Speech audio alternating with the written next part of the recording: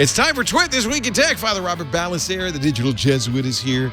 Jason Calacanis from Inside.com. And from the Register, Iain Thompson will talk about the transfer of the Twitter accounts, the final days of the tech surge, and a friend of ours who now has a pretty big job keeping the government techie. Plus, what's going on with Apple and Qualcomm? It's all coming up next on Twit. Netcasts you love.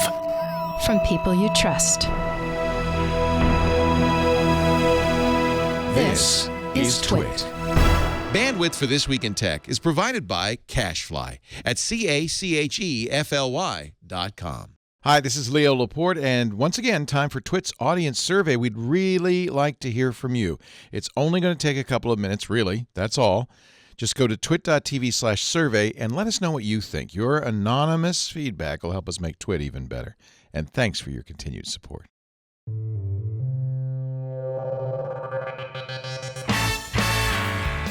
This is Twit This Week in Tech, episode 598, recorded Sunday, January 22nd, 2017. It's probably squirrels. This Week in Tech is brought to you by NatureBox, delicious snacks made from high-quality ingredients. Eat well and feel better. Visit naturebox.com/twit to save 50% on your first order. And by FreshBooks, the ridiculously easy-to-use cloud accounting software used by over 10 million small business owners. Try it free for 30 days at freshbooks.com/twit. And by Boll & Branch. For a good night's sleep, try their ultra-soft, 100% organic cotton sheet sets. Get $50 off your first set of Boll & Branch sheets and free shipping by visiting bollandbranch.com and enter the offer code TWIT. And by Rocket Mortgage from Quicken Loans. When it comes to the big decision of choosing a mortgage lender, work with one that has your best interest in mind. Use Rocket Mortgage for a transparent, trustworthy home loan process that's completely online at quickenloans.com/twit2. It's time for Twit This Week in Tech, the show where we talk about the week's tech news. Hey, it's nice once in a while we get one of our own hosts sitting at the table. Father Robert Ballecer has deigned to join us. Good to see you. It's great to be back. Host of Know-How and This Week in Enterprise Tech. Yeah. It's my job to make sure we have lots of stuff floating around the studio that could kill you. I notice you're still growing things. Yes, yeah. Well, growing is a very loose term. I put them into automated devices, and I'm kind of wondering how long it will take for them to die. Oh, nice. Yeah. So they get watered and light and everything. They get watered and light, but they're being very much abused at the moment. There was a whole segment of Know-How that was called Grow How. And he was showing us how to grow, herbs. Like herbs. Like herbs. Green things. Hey, that's Jason Calacanis. Great to see you again, my friend. Good to be here. From Inside. Inside.com is my current startup, yeah. And of course, 14 newsletters and growing. The newsletters are great. Now, do you still doing the SMS newsletter? Did that work out or no? It's just an experiment. I call it jasonstxtlist.com, and 1,300 people are on it. And what I said was, I have 100,000 emails over here. Let me see if any of them want to just get very personal thoughts over SMS. The interesting thing is, very few people unsubscribe. I have to do something really interesting if I send it. And how many a day do you end up sending? I send maybe 2 or 3 a week. Okay. So it's a very personal thing that I don't want to deal with shenanigans on Twitter about. So I kind of privatize my Twitter. But it is Twitter-like, isn't it? It's short, but it's 1% of your audience, 100% open rate. Right. And it's the most intimate Give me an communication. example. Well, like today I was talking about, one, I just let people know that I was listening to Shoe Dog and I loved it. And what other books are you interested in? And then another one was, I was just saying, I'm thinking about buying these modular homes and putting it on a lot somewhere. And I was wondering if anybody had done a development project. So it is very much like Twitter. It is, but it's stuff that I don't necessarily want in the public that the press would pick up on, or that would be a permanent record. Interesting. 1 to few. But every time you're here, we have great conversations. You just told me about John Mayer performing with the Dead and how great that was, and I watched the video. So I learn a lot every time you're here. I get some of that value. It's nice. So I can see why people subscribe to that. Also here from the register.co.uk, a good friend, Sir Iain Thompson. Oh, not quite. Somehow I doubt her Madge is going to be noting me anytime soon. So, I loved Sir Ian McKellen marched in the London March yesterday. Indeed. And his poster, and people thought it was shopped, but there were enough images of it that I think it was real, was of his good friend, Jean-Luc Picard. Yeah. With his famous face palm. Face palm. Yeah. And that's all. No words. Just So he was trolling him. It was wonderful. I thought it was really. I saw them in a There we play go. There it together. is. Yeah, they're good friends, the of Pinto. course. Yeah. Yeah. No, they're very good friends, and They pal around a lot. yeah, he's done a lot of interesting work on that one. I'm sure he was inwardly quite pleased to be carrying To be this able to do around. that, yeah. So there was, obviously, we don't have to talk around it, on Friday, the really important peaceful transition of Twitter accounts. And and it didn't go completely smoothly. Not so much, no. But so just to recap, at POTUS, President of the United States, was created, was it last year? And of course, President Obama, president at the time, was using it. And always the intent was, and they even said this at the beginning, this is not Obama's account, this is the office's account. And so the Secret Service said, now, Mr. President, would you please start using POTUS? They took Obama's tweets and moved them to POTUS 44 and Permanent archived it. Yeah, he can't tweet any more to it. It's done. And he can't edit it. It's done. It's as it should be. And I think this is the case of a lot of almost everything that goes on in the White House. It becomes matter of public record at some point. But what's interesting is the Secret Service took away Trump's Galaxy phone. We don't know exactly what kind of Galaxy, as they did with Obama. And they gave him some sort of secure phone. We don't know what it is. Now, did they really take it away from him or just say put it in your drawer? Well, with Obama, I think he was really forbidden. And this is the interesting question. I mean, you're the president of the United States. Who can say anything to you? But I guess the Secret Service probably can. They're the people who shadow you with guns. It's probably a good idea to listen to them because their responsibility is to keep you alive. Heads of state, be it the president or the Pope, always have people who have been in that job longer. They know all the details and all the dirty parts, and they get to call the shots, believe it or not. It's not like being a CEO of a company. If you're CEO of a company, you really can't do anything within that company. But he's not the boss. He's not. He works for us. Yes. Yeah. Yes. And we I think saw that becomes yesterday. very clear at some point, right? Well, I mean, if you look at Saturday versus Friday, Friday was the inauguration, Saturday was the Women's March.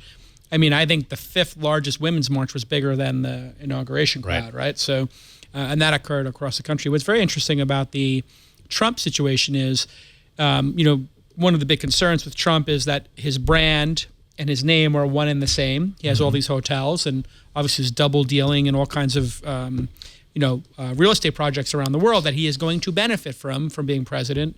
And he hasn't put everything in a blind trust. He's got it in his son's trust, although that's pretty close to being blind in my mind. Actually, he's done nothing. He said he was going to do all of this. No, I He's meant done, he's done nothing. None of it. But here's the interesting However, thing. but let's stick to the tech on this. On the tech, he is going to gain at least 20, maybe 50 million followers. You talked to us on the CNBC. And that's worth $1 or $2 each. There is a quantifiable value to Twitter followers. When marketers pay for Twitter followers, there's a way in the ad network multiple. there to say, you can just say, I want to gain followers. I'm willing to pay $1. I'm willing to pay $2. So when he gains 20, 30, 40 million people, he's going to be making, let's say, $20 to $100 million asset, which when he gets out of office, but he can't take at POTUS with him. And so this is one of the interesting things. I was told that along with taking the phone, they said, and Mr. President, you must now tweet at POTUS and not real Donald Trump.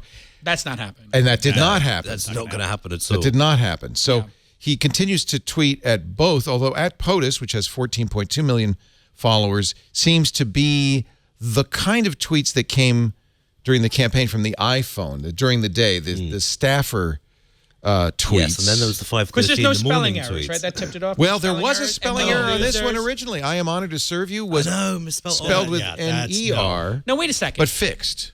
Is he... So does that mean he actually is, the president is literally writing his own tweets? Some or of them, the yeah. people who work for him are incapable of using spell check? They say that any tweets that he writes will be signed DT. Ah. I that's- don't think that's true. I'm looking at real Yeah. Donald Trump. Yeah, I see no. no signature at all. No, only on the POTUS account. So on the Okay. POTUS Oh, account, right, if there's okay. anything that actually comes from him, it'll be signed Is DT. it to be presumed that real Donald Trump, then these are his tweets? Well, then there was somewhere he said that he would read them out to a staffer and they would write them. But then it's like, you have a staffer there at 3 a.m.? When you do Well, those crazy and 3 a.m. does this tweets? new phone, because remember when Obama got a phone in 2013, a couple of years Yeah. ago, he complained on the Tonight wanted his Show, BlackBerry. it doesn't play music, it doesn't take pictures, it doesn't do any of the things a normal smartphone would do. He said, it's your child, it's a kid, it's a play phone. Yeah. I would be surprised if it would tweet. I would. As long as you've got a browser on there, though, you can access Twitter. Well, It does not have a It shouldn't have a browser. browser, I do not believe it has a a, browser. Interesting. a device that's designed for secure communication should never touch an insecure network. Precisely. And that's so it doesn't basically- go on the public internet, or if it does, it goes through a filter. something that makes sure that he's not getting fished, farmed, whatever. So I wonder, maybe he did keep the Galaxy in a drawer and he's pulling it out. I don't know what's going on, but clearly he's still tweeting on Real Donald Trump, which has considerably more followers, 21.5 million followers. There was also a little kerfuffle because for a while, and Twitter says it was about 50,000 people were auto-followed to @POTUS. Oh, it was more than 50,000. Well, that's a lot of people. Twitter said it was 50. It seemed like it must have been more. Because when they moved over the account, POTUS had 14.5 million. It had dropped to under 14 million. Then it went up to 14.5. Then it went down to 14.1. Now it's stabilized at 14.2. Because people were unsubscribing in anticipation of Trump taking it. Right. Therefore, when they did the migration, some of those people who had unsubscribed were resubscribed. Right. Also known as no big deal. NBD, right. Well, it's a button. You could push it. Twitter, exactly. They were replaying the script. They were essentially going back to a backup, removing all the tweets, and then saying, okay, we're going to replay. It took a while to replay that script. Jack Dorsey apologized. And, I know. It wasn't intentional, in other words. And who cares? I mean, well, I would care if Twitter were throwing its hat in the ring and saying, well, you all ought to follow Donald Trump. Right, but it was people who had But it was previously... just an accident. Yeah, it's just an accident. I mean, people are so quick on Twitter and in other places to sort of ascribe some sort of agenda, when in fact, almost all of Twitter's behavior comes out of just their utter incompetence, right? Like, is there anybody left at Twitter? They've lost, 8 or 9 of the top executives this year? They lost everybody. And if you have a halftime CEO, and listen, Jack's a friend of mine, or acquaintance/friend of mine, I consider him, we're friendly. I don't want to be critical of Jack, but it is a horrible idea to... Yeah, because somebody's going to tweet him if you say anything bad. Well, anyway, whatever. I mean, he knows my position, which is, a halftime CEO of a troubled company. Yeah. And so he doesn't really step down at Square. He's still running Square. yeah, and now we're 6 quarters in. I mean, I think the halftime CEO experiment's going to end in the next 60 to, whatever, 180 The board's days. transformed too, though, right? It's not the same board. They transferred some of the board, but, Isn't that who would then force Jack to step down? I think, again, the incompetence level on the board as well is just so bad. Like, it's really run improperly. What happens to Twitter? I mean, clearly, we just spent 20 minutes talking about the president's Twitter account. It's clearly an important medium. It's important, but the only way to keep Twitter as an important medium is to basically guarantee that it's never profitable. Yeah. That's a problem. This is the thing. It's going to get bought up by a bunch of venture capitalists. Should it be a non-profit? And who are going to try and run it at a profit and kill it, is the way I see it. Should it be a non-profit? It should be a non-profit. What would you liken this to? A public utility? This is like PBS back in the day. It was an important public service, actually even way more important than PBS, and it needs to stay free. It needs to stay more or less free-flowing. Yeah. The minute that someone figures out a really good way to monetize Twitter, it's no longer Twitter. There is a security concern. Somebody just raised this. What happens when North Korea hacks the president's account and starts tweeting, and could they even create a war? No. Do people pay enough attention to this? We've seen this before with the Syrian Electronic Army. They got hold of, it was AP's tweet. They put out there'd been a bomb attack in the White House. You got a flash crash, and it was straight back up again within a few minutes. People understand. I think people understand that it can be hacked, right? We have a pretty educated populace. Yeah, but Trump's tweets, he's cost Boeing, Lockheed, he's cost a lot of companies that's the real bigger value. Someone hacks the account, and then they sell short on a company that they have the account. What's really interesting about the Lockheed case is if you look at the pattern of shared traffic, the Lockheed share price started to drop sharply about 5 minutes before that tweet went out. That was very suspicious. Kinds of You'll get caught real quick. I mean, the thing is, insider trading is hard to get away with, right? I think they know who bought the stock. Yeah. The only thing you could really do is like take a long-term view. So, okay, I'm going to load up on Twitter because I know it's going to get acquired, and I'm going to take a long view. But it's very hard to trade on that information now. What's interesting about Twitter, I think, is never before have we had as polarizing a politician as Trump. I mean, maybe Nixon. I don't know when the last time it was this polarized. Nixon's pretty close. Pretty close. I wasn't alive during it. So here's the thing. If Twitter can't grow meaningfully when the president of the United States is using it to start and create chaos, When will When's they it gonna- ever be able to grow? Well, I think like they can't if we capitalize had on Ashton this. Kutcher, we'd be big. But you see, my worry Right, isn't they the can't capitalize president's gonna on They it. can't Absolutely, capitalize they can't. on it. It's crazy. My worry isn't the president's going to use this. My worry is that somebody with access to that Twitter feed is going to use it and just ride on his coattails to do some kind of dodgy stuff. Because Trump's, honestly, I don't think going to risk the presidency on something as stupid as a little bit of insider trading. I do have to say, a lot of people were. I noticed a lot of people in my various feeds were saying were wanting to watch the march yesterday and watched on Twitter. Yeah. So there is a use case for live Twitter. Twitter is an incredibly successful company that has been mismanaged for the last couple of years. It hasn't been managed for growth, and it's just gone sideways. And these companies are so competitive. If you look at how Zuckerberg runs his company, he is so competitive that to be half-time CEO, it just doesn't work. It just doesn't work. And I've been saying it from the beginning. Everybody else has been saying it. It was a mistake. And you look. But what's going wrong at Twitter? They just can't monetize? The product, no. They have plenty of revenue. They can't grow. The product is not getting easier to use. And there's no product cadence. What product cadence means in the technology space is that on a regular basis, you're getting nice updates. You see, Facebook runs their FA conference. They run you see regular updates with their products. Yeah. Microsoft, Google, everybody's got regular updates. You don't get that sense as a Twitter user that there's any kind of rhyme or reason. There's never a new invitation for a new generation of users or new generation and of they've got a developers. very mature marketplace, and there's a limited number of people who are now looking to sign on and increase their numbers growth. So they've got a real problem. And every time they try and muck around with the actual service, the users throw up a complete stink. And they either back down or they wind it down. I mean, Facebook used to do this. They'd introduce a change. The users would go, "This is the worst thing ever," and then they started off rolling it back, and then they just decided, "Hell with it. We're going to do it anyway." And they can either go away or they can come along with us. And they come along with you in Facebook by and large. I think Trump. You do have to say that because of President Trump being on there, that's kind of going to guarantee Twitter continues. Twitter is going to continue. I mean, these things take a long time to deprecate. So if you look at AOL or Yahoo, I mean, these brands still exist even today, even though they haven't done anything innovative in a decade. So it'll stick around. But isn't Twitter pretty much perfect? Couldn't they just leave it the way it is? I think They could. Here's what's going to happen. They're going to cut more staff, clean it up, and then sell it. And the only problem is Jack has, I think, a little bit of a strong grip on the board, and he wants to keep going. He wants to keep innovating. It's an ego thing for him. He's the founder. You think we're in a Jerry Yang situation? A bit. And I think, somebody's got to just say to him, like, listen, you had 8 quarters. It didn't happen. Nothing happened. Right. It's time for us to sell this. Cut half the staff and sell. If Yahoo had cut half the staff at some point and focused on their... who will buy this? Some venture capital? Well, there's been some investment group? There has been investor groups that have tried to talk them into doing this, but they can't do it unless Jack and certain board members and key shareholders agree. Right. So there's plenty of people who want to privatize it. Did you do a hostile takeover? No. Why not? Because I don't think their float is big enough. The amount of shares available to the public is not big enough, and you have these private. They kept enough inside. So you really that have to can't get a majority stack. And Could they have Mexico other options. buy Twitter? Could Mexico?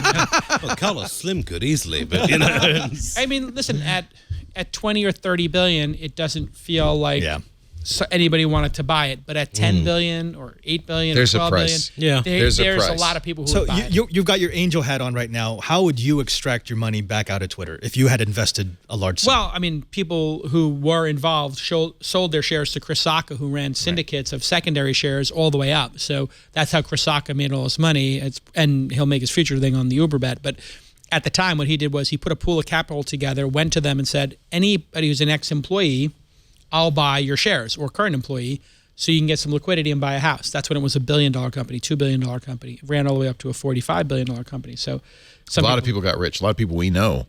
A lot of people rich. did okay. Yeah, a lot of people did okay. So there's that ability to sell the shares. But I think that there is an opportunity, I know this sounds crazy, for somebody to create another social network that is based on privacy. What? And It's not. We're not done. no, Wait. no. Listen, Google was the 12th search engine, right? Or 13th search engine of Yeah. note. So there's always an opportunity. I think that somebody could create a Twitter competitor if they did it based on mobile first and based in the same way Signal is, Secure. encrypted and secure. Would you have There's something. verified users? I think you could go one of two ways. You can go only verified to be on the system, so you get better behavior, or you could go complete free for all. We don't control anything. It's more like BitTorrent, or it's a little bit more open and nobody controls it. know, Either why of can't you those combine possibilities those? could work. Don't you fix most of the troll problem if everybody was verified? If you've got Absolutely. your actual identity in the game, you are much less likely to That's do what something. they're- Didn't stop Milo Yiannopoulos. It won't stop some people, but I mean, Yeah. you know who they are. That's what they're moving towards that.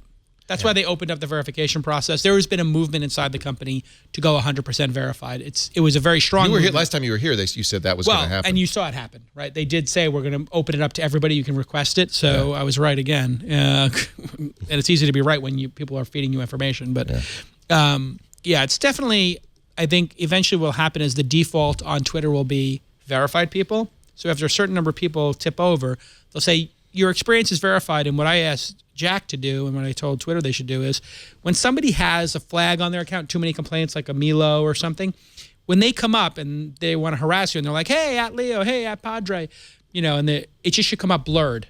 And it should say unverified user or controversial user. Right. It should be blurred. And then it says click to reveal. You click to reveal it, and it automatically has a box there, block, or report. So you're basically saying, you can get put in the penalty box if too many people complain, and the cost of being in the penalty box is your tweets are blurred. Then you have to approve people and say, in the future, I'll let this person tweet I to me. don't think that solves the problem. That solves one part of the problem, which is you don't want to see trolls. But trolls can do you damage by the tweets that they say to other people. They can Of damage course. you. Yeah. And that doesn't change that situation at all. But let's say there's a triggering mechanism. 1,000 people who are qualified, verified people say this person is horrible. Then maybe they just move to every tweet they do is It's a tough thing blurred. to solve. I don't think that. I don't. Well, think Facebook did a good job of it by only having it's all real authenticated, users. Yeah. supposedly. So right? they It does. It's dramatic the difference between Facebook and because you Twitter. can report people and then they go away. You can't really put up a fake account on Facebook. It's very hard to maintain. It's much more work. Much more People work. try It's it. doable, but it is a lot People of try work. it. You have to really make effort because every time you add somebody, if you don't know them, it's like, I don't know this person. This isn't a real person. And they immediately get the signal. Let's take a break. Come back. There's lots more to talk about, including a new chairman of the FCC, Apple suing Qualcomm for $1 billion. Yum, yum. And, lots more. We'll get to it in just a moment. But first, let's have snacks. It's snack time. We're going to do it early today. NatureBox, they've been our snack providers since 2010. We love NatureBox. What do you do when you want a snack, but all you can find is crap, junk food? Yeah. Self-control, right? That works. Resist temptation. Self-control, No, I've heard of please. that. I've heard it. Never did it. What do? You eat the crap. Here's what you do. Instead, you have NatureBox handy, ready, and you're going to have wonderful snacks that taste great. They fulfill your need. Look at that Big Island pineapple. That is the best dried fruit in the history of the world. It's chewy and delicious. And garlic plantains. What? Cranberry almond bites, whole wheat raspberry figgy bars. I'll never forget the day Sarah Lane ate an entire bag of those. Mini Belgian waffles. Oh, I love those. Those are really, really good. Pretzels. They have Always the high quality sriracha. ingredients. Yeah, the sriracha. Free from artificial colors, flavors, or sweeteners. They've just, if you've tried NatureBox before, they've changed it a little bit, and this is what I've wanted. You can order as much as you want, as often as you want. So there used to be a subscription. You'd get a box. It was complicated to get more. Now, no minimum purchase. Cancel any time. Get as much as you want. There are over 100 snacks. They always are refining it, always improving it based on, they've got a lot of data. They know what people like. But one of the reasons is you can return a snack if you don't like it, and they'll replace it for free. That's their research, No right? risk. No risk. Zero Toasted risk. sesame sticks. And you could get those. Yeah, sure, you can go to the store and get them. They're not as good. They're not as good. It's not as convenient. Well, You don't want to think about this. sea salt Pop-Pops. Ooh, yum, yum. Those are really... Okay, stop showing Salt that. and Stop showing this. vinegar veggie chips. Choose the snacks you want at naturebox.com/twit. We're going to give you 50% off your first order right now. Oh, come on. Now what's holding you back? naturebox.com/twit. 50% off your first order. We thank NatureBox for their long-time support. They've been keeping us as snacks forever. NatureBox.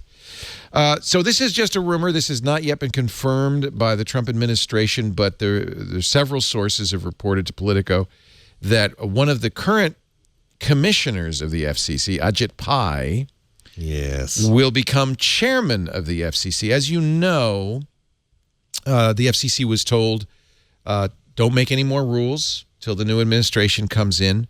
It is up to the president to appoint the new commissioners. Half have to be Republican, half Democratic. We all already know that Tom Wheeler, who was an Obama appointee, is gone. And Ajit Pai is an interesting choice because he is already a commissioner. He does not need Senate approval. He can go right into the work. He was already confirmed. Now, that's just for the term. He would have to be reconfirmed when the new term comes up. Pai was a nominee by Obama. He is a Republican. He's a senior FCC Republican. But here's the thing that I find interesting. He is a rabid anti-net neutrality, a fierce critic of net neutrality, of many regulations that the commission has passed over the last few years. Not just net neutrality, but a lot more. He will at least be acting chairman, I think, and we'll see if he becomes a more permanent chairman. But this has always been on the Trump plan to get rid of regulation, and in particular the net neutrality regulation. This basically just about wraps it up for net neutrality at the moment, because if you read what this guy's been writing for the last 3 or 4 years and the talks he gives to various think tanks about the way, net neutrality is out. Any kind of laws against conglomeration of broadband ownership, they're out. Of course, if you're trying to set up your own municipal network, that's out as well, because he's not a big fan of those. It has to be done by a corporate thing. Did you see, by the way, speaking of municipal networks, the proposed bill in, I think it's Wisconsin or Minneapolis? Oh, for the, you can't have a municipal network if you can get a 10 megabit per second connection through any means possible. So if you have a satellite downlink dish, we can't have that kind of competition. So there's already in many state legislatures and cities rules against cities setting up Wi-Fi, community broadband. I think it's a great idea, but I think the Republican point of view is that the public sector should not compete against private enterprise. Well, hang on. What are they afraid of?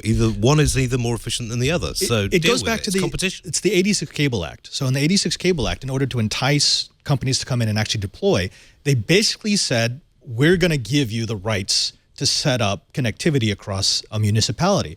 However, there is a clause in there. It is part of the bill. It's not just an interpretation that says it needs to be for the betterment of the community. Unfortunately, it's so vaguely written that you can argue that locking you out of a faster connection is serving the betterment of the community.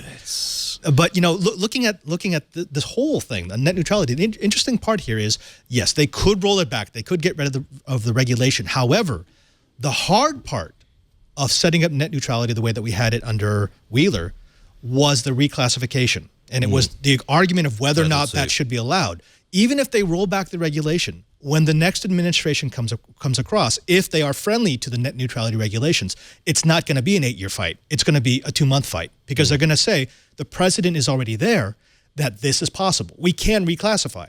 And once we have the votes, we do. So this, you know, ultimately, it's Congress. Yeah. Ultimately, it's Congress. No matter what. Then the hard part was already done. Here's what Pai he wrote in September. He wrote a digital empowerment agenda.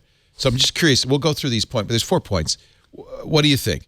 First, I mean, some of this I'd say great. Gigabit opportunity zones to bring broadband and digital opportunity to their most economically challenged areas. Create these zones that would incentivize broadband deployment. Spur local governments to streamline regulations, help job creators, in other words, help business, revitalize the neighborhoods. Any area where the average household income is below 75% of the national median would qualify. State and local lawmakers would adopt streamlined broadband deployment-friendly policies. Probably that's a euphemism. Yeah. Significant tax incentives. Entrepreneurs incentivized to create jobs in these zones through a tax credit. Sounds like a good thing, right?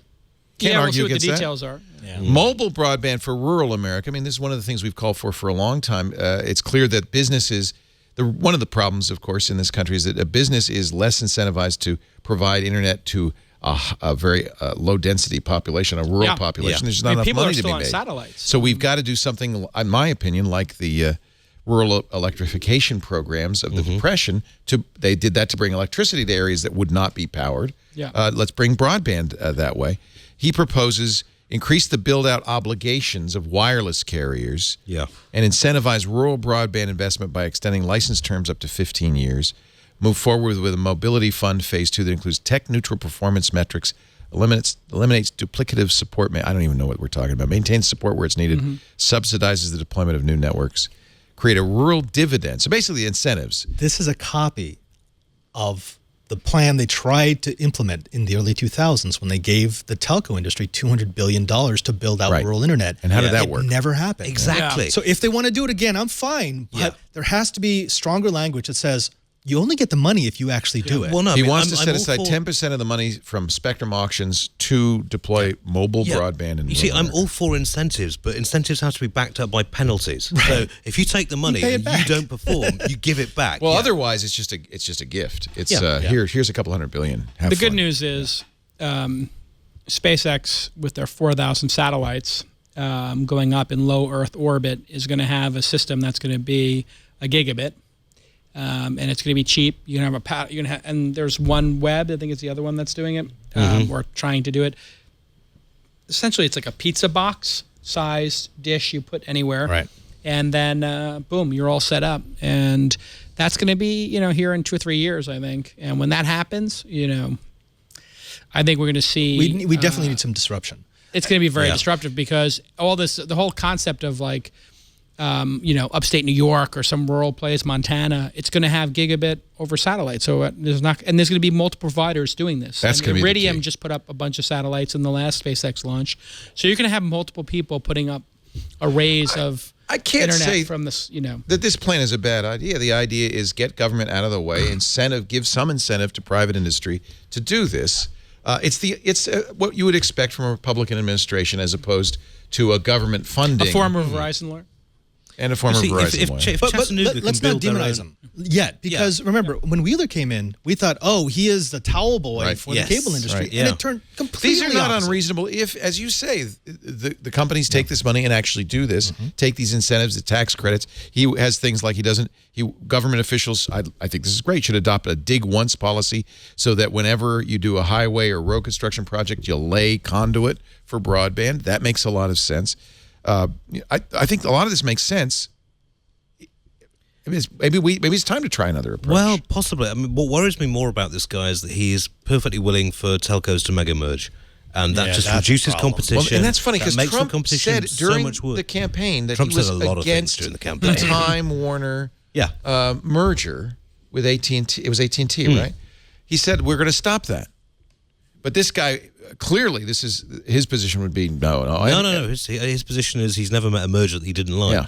So Trump did say that. Trump said a lot of things in the campaign. Now we've got to see whether he matches what up to happens. it. If he does, great. Yeah. He'll get my full support. But I've got my doubts, put it that way. Somebody in the chat room was asking about the latency issue with the satellites. The new satellites are low Earth orbit, so they are closer to the Earth, which means they can cover a smaller amount of area. They're Because- Leos, which I happen to like.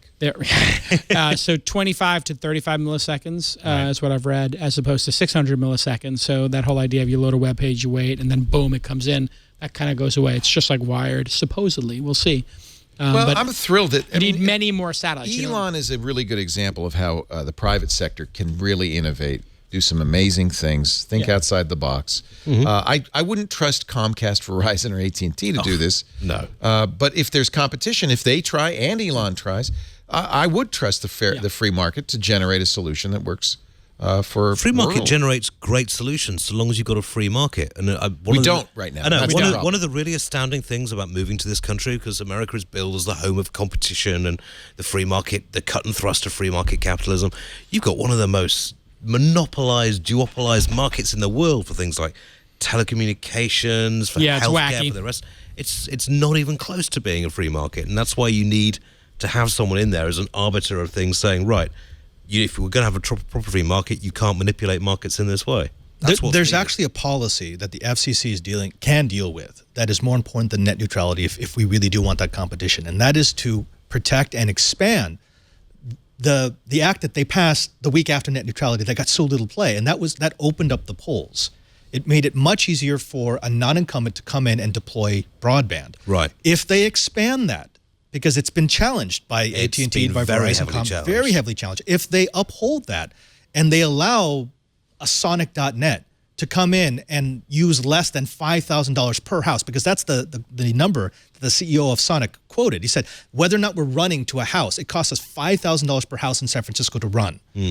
If they can reduce that significantly to even $500 a house, then suddenly you do have competition. Well, let's go a step further. Let's open up the cable company's physical plants to competition. So it's not just the cable company that can use the copper, but just as it works on phone companies right now, where you can have multiple DSL providers running on those lines. You could do what other countries like South Korea have done, is actually have the government build out a massive fiber network and open it up and say, go play. Let's see what competition brings. That's, frankly, the solution I'd like to see. That's completely a non-starter under this administration. No, never going to happen. Well, I mean, he's talking about a $2 billion infrastructure bill. If you're going to be spending that kind of money, then some fiber could be nice. The infrastructure plan I read, that $2 billion is almost all private industry, which then gets to monetize by charging a toll. It's kind of, at least for broadband, it would be a duplicate of what we already have. Yeah.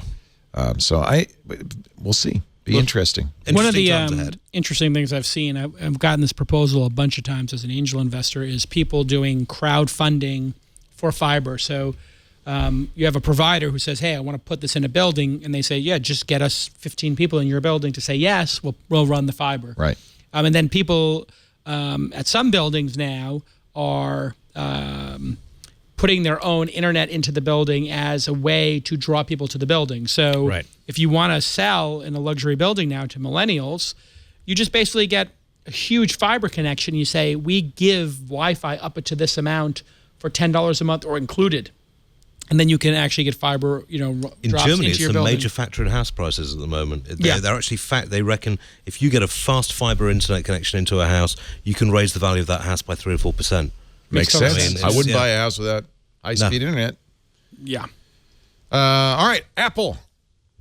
Let's take a break, then we'll do Apple. For sure. We still want snacks. Do we look? You know what? I think they ate them all. I think they literally ate them all. They're gone. We were here late on Friday, and we kind of went through the I oughta. Father Robert Ballecer, he ate all the snacks. He's also the digital Jesuit. You'll see him on Know How and This Week in Enterprise Tech. Jason Calacanis from Inside.com. And what was it? Calacanis text? Jason's text list. The thing, I'll give one plug. You don't want to plug it, though. Inside.com/Trump. We started. You got a Trump newsletter. Well, what we did, it's an experiment. We're basically looking at everything he promised before the election, and then we're going to just track what he promised and then what he actually does. And so it's not partisan. It's just he promised X, or he promised X, Y, and Z, and here's how he's tracking against that promise. This is your model for Inside now. It's a lot of verticals, right? We're going to do 50 new verticals this year. We have 14 right now. So every topic. I want to join Technically Sentient. Technically Sentient is really great. That's one of our fastest growing. It's got 12,000 emails on it. It's just about AI and machine learning twice a week. A friend of mine. So do you just hire one person for each newsletter to do it? Yeah, a full-time person can do 2 to 3 newsletters if they're 2 to 3. It basically takes 5, 6, 7 hours to do a great newsletter. Most are twice a week, sometimes 3. And then some we're doing twice a day. So the idea is just to make you smarter. Ooh, read this thing. Yeah, read this thing we bought. I like that. We bought that. It was a 15,000 person email newsletter where it's one story a day. One great story a day. Sort of like long reads or something. Yeah. Here's a high quality one. And so we just did Inside Facebook this week. So just nice. Everybody just reporting on and recapping what happened at Facebook. I am overwhelmed by the amount of great content that's out there. We have no lack of great and that's so what great we're trying content. to do here is like basically curate that and say curation. Just here's the top 10 stories about Facebook in the last 4 days. If you were involved in Facebook in some way as a stakeholder, read it. But we'll only need you to sign up for 2 or 3. You don't have to sign up for 50. Just 2. Just pick a couple. 3. That's all. It's free, right? Yeah, it's free. It's going to be classified and then eventually patronage based. We're building the CMS now, so eventually 1% of people will be able to pay, or 2% will be able to pay as a thank you. Patronage is, Are you working it through Patreon, or are you actually doing? No, we've done some tests on Patreon. I think we're going to build our own system. Okay. My whole playbook is to build the CMS and make a whole machine. So when you do it for one newsletter, you establish a best practice, like we did for Weblogs Inc. We had a best practice for Engadget that then went over to Autoblog and Joystick. So if we establish a best practice on Inside Trump, then it goes right to the AI newsletter and the drones newsletter and everything else. Okay. But you have to figure it out. So it's still hard. And finally, Iain Media's hard. Thompson of the register.co.uk. Register. It's been harder to get him up here ever since the British store closed. But No, well, I now buy most of my British food on Amazon, to be honest, because I can get it in bulk. So, Including that beef jerky? nothing like bulk bangers. Actually, That's Australian. No, it's South African, and I bought. What is British food? Like Not good, not horrible. Marmite, decent tea that tastes like tea, not the A sweepings. can from the factory of floor, a you know, yellowy, whitish substance You called ever custard. want to put yeast on toast? no. Just Wait, isn't some that fermented Vegemite? yeast? Isn't that Vegemite? No, Vegemite is the bastardized version of it from Australia, Marmite's where they the put original. caramel in it. To There's make it one good sweet. dish: It's fish just, and chips. ah. There's Okay, one thing yes, they get right: I'll fish go and with that. chips. Everything else, Bangers and mash. Shepherd's I will pie. not Terrible. bangers. No, no. Come on. I think, though, the British no. invented Boiled apple pie food. with cheese on it. Did they not? With sharp cheddar cheese? No, that's an American abomination. Yeah, I think that was Taxi Driver, Leo. I think that was Taxi Driver before he tried to assassinate the president. I ordered a slice of apple pie with American cheese on it. I thought that was a great selection. Remember he said kippers that? and custard. It was really No, disturbing. there's so much more to it. Think kedgeree, for example. Curried kippers I with try not rice to think and rice. kedgeree whenever possible. It's just like... It's all bad. Bubble and squeak. Bubble and squeak. Bubble and squeak. Sorry, the magnificence of a full English breakfast. How can you turn that down? Very Bacon, easily, eggs, sausage, fried mushrooms, black pudding, maybe some liver and onions Black on pudding. the side. Wow, I'm just no. You know why it's salivating now, black? thinking about literally eating none the of blood. those things. Have you had it? Have you actually had black Of pudding? course, I've had it. Fine, Spit yeah. it right out. Oh, good grief. I English expected food is better of- terrible. Marmite. You I guys. bow to the nation that gave us the Twinkie, for goodness sake. Don't knock the Say Twinkie. Whoa. That's good eating. That's good. Them's good Fighting eating. words. Yeah, the Goo Goo Cluster. That's ours, baby. Our show today brought to you by FreshBooks. Keep track of your, all right, little experiment. You're a sole proprietor, a small business maybe. Can you tell me if 2016 was profitable? Are you in profit right now? Usually you don't know that till you do your taxes. Like once a year you go, now I know. How did I do? Lost money. FreshBooks, you know all the time. Their new dashboard, this is brand new, redesigned, knows what invoices you're out, what invoices have been paid, what your expenses are, what your profit is, and you can see it at every moment. You know how you're doing without any accounting. Now, of course, they have the accounting reports. Here we come to tax time. Sales tax summary, profit and loss, all the stuff your accountant wants, they can do. But that's kind of behind the scenes. It's done automatically, and you just do what you would normally do. You invoice people, and by the way, it's a lot easier to invoice people than it used to be. I used to fire up Microsoft Word and Excel, and then I have to The figure invoicing out, is the best piece. Oh, well, that's how they started, right? And that's how I started using it. So good. 12 years ago, I started using them. You don't need to install software either. Like the No, other, it's all on the web. It's all on the cloud. Though you might want the app. The app will let you take pictures of receipts and import them right that's in good. there. The I'm app talking about has. the desktop, like with the CD-ROMs of the other. I know, So crazy, solutions, crazy. You have to keep installing. Here's an interesting one. Did you know that invoicing clients online, that the kind of invoices you do at FreshBooks will get you paid an average of 11 days faster? of course. That's because it's easy for the clients to pay. There's even a pay me button right on there. You can see what invoices have been sent, what viewed. Yes, viewed. You can tell if they've read the invoice. You'll know immediately. So when they try that, I didn't get your invoice. No, you can say, no, you read it. I saw it. And, of course, when you've been paid as well as overdue and outstanding invoices, it's easy to brand the invoices, set recurring invoices, set auto payment reminders, even automatic late fees. It's just the easiest way to keep track of Time your business. tracking, too. Yeah. If you have one of those businesses where like an attorney is charging by the hour or a designer or a writer, it's very cool. You can like pause and hit play. You can and track your assign it. time You could track to a it by project. vendor, by category, by project. Same thing with expenses. Yeah. I can go on and on, but look, we got a 30-day unrestricted free trial for you at freshbooks.com/twit. Freshbooks.com/twit. Use the, when it says, how did you hear about us, just use This Week in Tech. And that way they'll know you saw it. Yeah, Uncle Leo. Support the show. What? Uncle Leo. Tell him Uncle Leo sent Tell you. him Uncle Leo sent you. They used to do, remember those? That was fun, Those the were old great. days. Yeah. Tell him your Uncle Leo I always, sent you. I never did that though. I would do radio ads and stuff and say, tell him Leo sent you. And then but I remember like I'd go to the mattress place. I'd never say, who's going to say, hey, oh, by the way, before you write up that bill, Uncle Leo sent me. Who's going to say that? No one's going to say that. It's creepy. You're going to say, I heard it on the radio or Yeah. something. You're not going to say Uncle Leo saying it. It would be more like Uncle Leo sent me. Sent me? Does that mean, do I get anything for I'm that? a friend of Leo's. Leo? Does the name Leo ring a bell? That sounds like another one of those Do anonymous you agencies. know? It's like when you go to the club and you go to the bouncer. You know what I'm saying, Padre? When you go to the Yeah, club, yeah. and the bouncer, and you're like, I know Steve, and I just they're had like, that you know, problem. Big Steve. Big Steve. I know yeah, Big of course Steve. I know Big Steve. Always say I know Big Steve. That's a good one. You can't lose. Big Steve. Actually, related to Big Steve, Hey-o. Apple engineer says Tim Cook is more rigid, less competitive than Steve Jobs was. Now, I don't know. Can you trust these former Apple engineer? Bob, at least he's doing it by name on CNBC. Bob Burrow. He said in 2007, 4 years before Steve's death, Apple was organizationally the Wild West. But this is in response. This is kind of a follow-up to his tweet saying the Jobs era company was thin, competitive, and dynamic. He says under Tim Cook, rigid, not competitive. Tony Fadell denied it. He said, wrong. Wrong. There was Looking at never. a new MacBook Pro, isn't it marvelous? Actually, let's pick something else to look at. I have to say, there's only one product Apple's come out with in the last year that I think is worth talking about.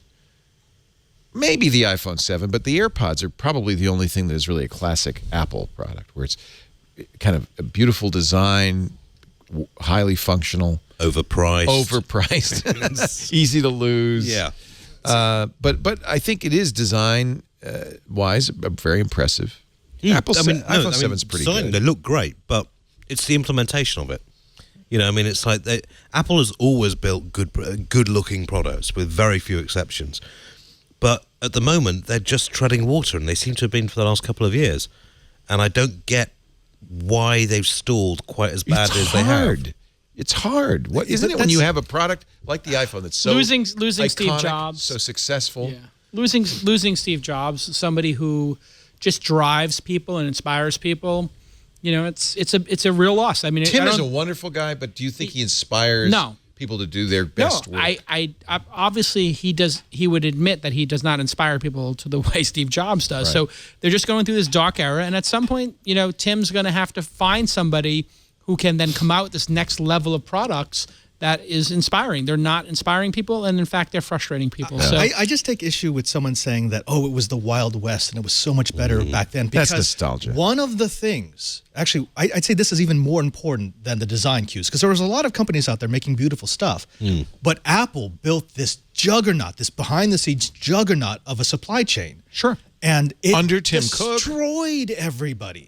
Yeah, It was because Tim it that was did the it. combination. No, You and had to have a product to sell. So if Tim Cook was given, a could make bunch of Zunes Nokia as well as phones or possible. Zunes, right? Right, yeah. It's not going to help. So, what Tim's done well, and he deserves credit for, is he has massively rang the cash register. The level of efficiency, the amount of cash they have, it's all flawless, and which you would expect. But at some point, they're going to need somebody in there who can actually be the arbiter of beauty and design and take risk. They have no iPhone-like product in the pipeline that anybody knows about. The only possibilities is AR glasses, but the MacBook was a disaster. The watch is a disaster. I mean, that's got to be the next attempt is the AR glasses. The other possibility is with Johnny Ive there. I'm sorry. Is Jimmy Johnny there? he's Jimmy not. Iovine. Jimmy Johnny Ive, I Iovine. think, No, is Johnny Ive is checked. gone. Jimmy Iovine, I think, is got this possibility of creating a Netflix-like service.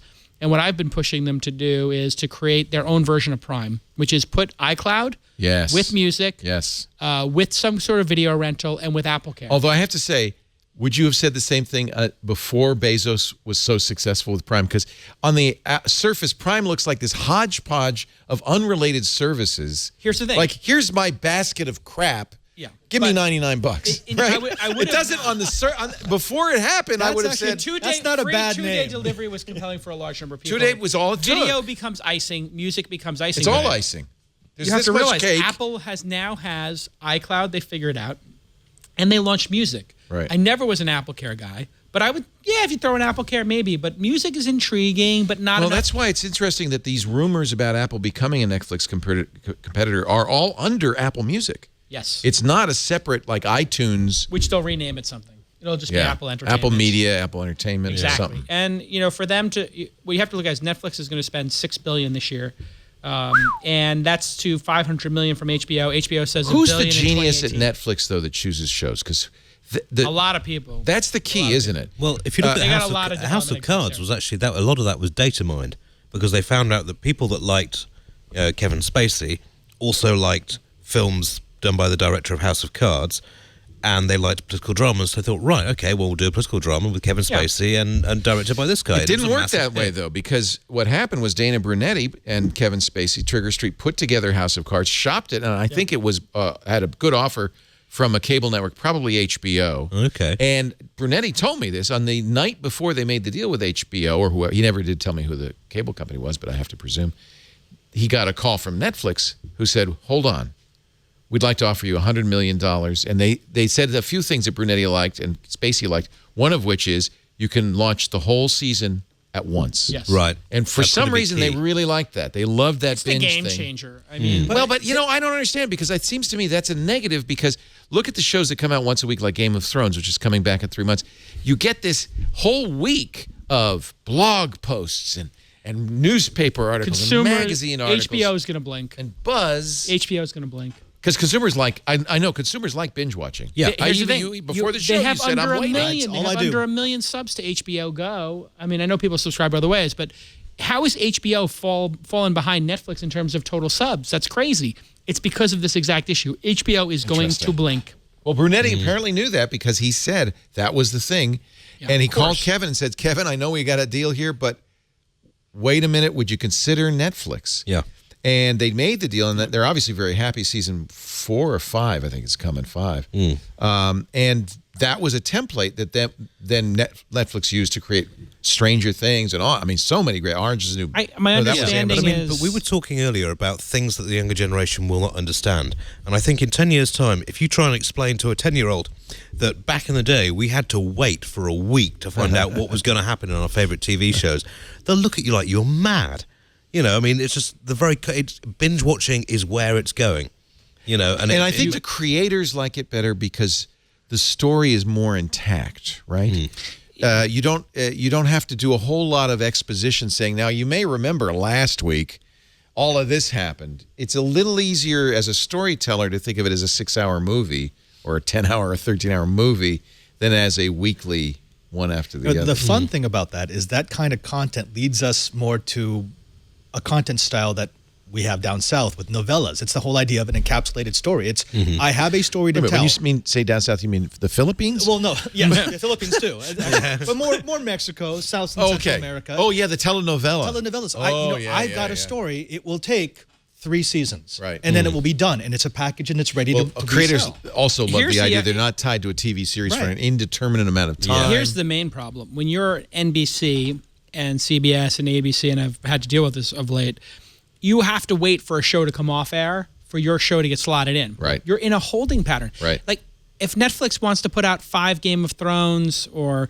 2 more, whatever, House of Cards, they don't have to wait for anybody. They just No, put it out. put it out. And they don't have to appease the lowest common denominator. They can put out a show they know appeals to women, to men. They don't need to get 100 million viewers. They could don't be, need they'd be to. happy They with can 8 make million. this work, which Yeah. means the artists are happier. Yeah. Right? And You also so- don't get filler episodes because it's not, Right. well, we've got 4 seasons that we're We got this contractually many obligated hours, for. yeah. We have to fill this time. It's like, no, tell your story, move on. There is a potential negative to that, which is content overload. And both Amazon and Netflix are getting to the point where the originals, there's so many, I don't even know what to watch, right? Well, here's the thing. You have Netflix is making over $2 billion a quarter. They're spending $6 billion on content this year. It doesn't take a genius to say that 70% of their money is going to content, Wow. which is extraordinary. But then you have to think about the fact that they're going to own that content forever. Like, Yeah. Well, And not they can always. continue They to can recommend it. continue Not to always. monetize House of it. Cards is first run only, and then it goes back to the Trigger Street Right, folks. but It's Stranger not Things- always the case. Yeah, they're going to own them. Most of the stuff they're going to own. There's very few cases where they're going to have this kind of relationship. They'll own it for. I get the feeling It's a House of change. Cards got a special deal Yeah. because Yeah, it was one of the first. first. Yeah. So it's also something that was making a virtue out of necessity because Netflix was having trouble, just as Apple is making deals with Hollywood to get these shows on streaming. Hollywood said, you ain't have the DVD, but you're not putting our first run movie on streaming. And they were getting more and more crap. Now nobody cares what's on Netflix. It's a bonus. Right. And they're getting so aggressive. I don't know if you saw this story, but Amazon offered all films at Sundance, if you got accepted to Sundance, they gave you a $100,000 offer for the streaming rights. Chicken feed. Exclusive for a year. Well, here's the thing. Chicken feed. It is chicken feed for the top third of movies at Sundance. The bottom half of movies at Sundance don't That's get their budget. paid.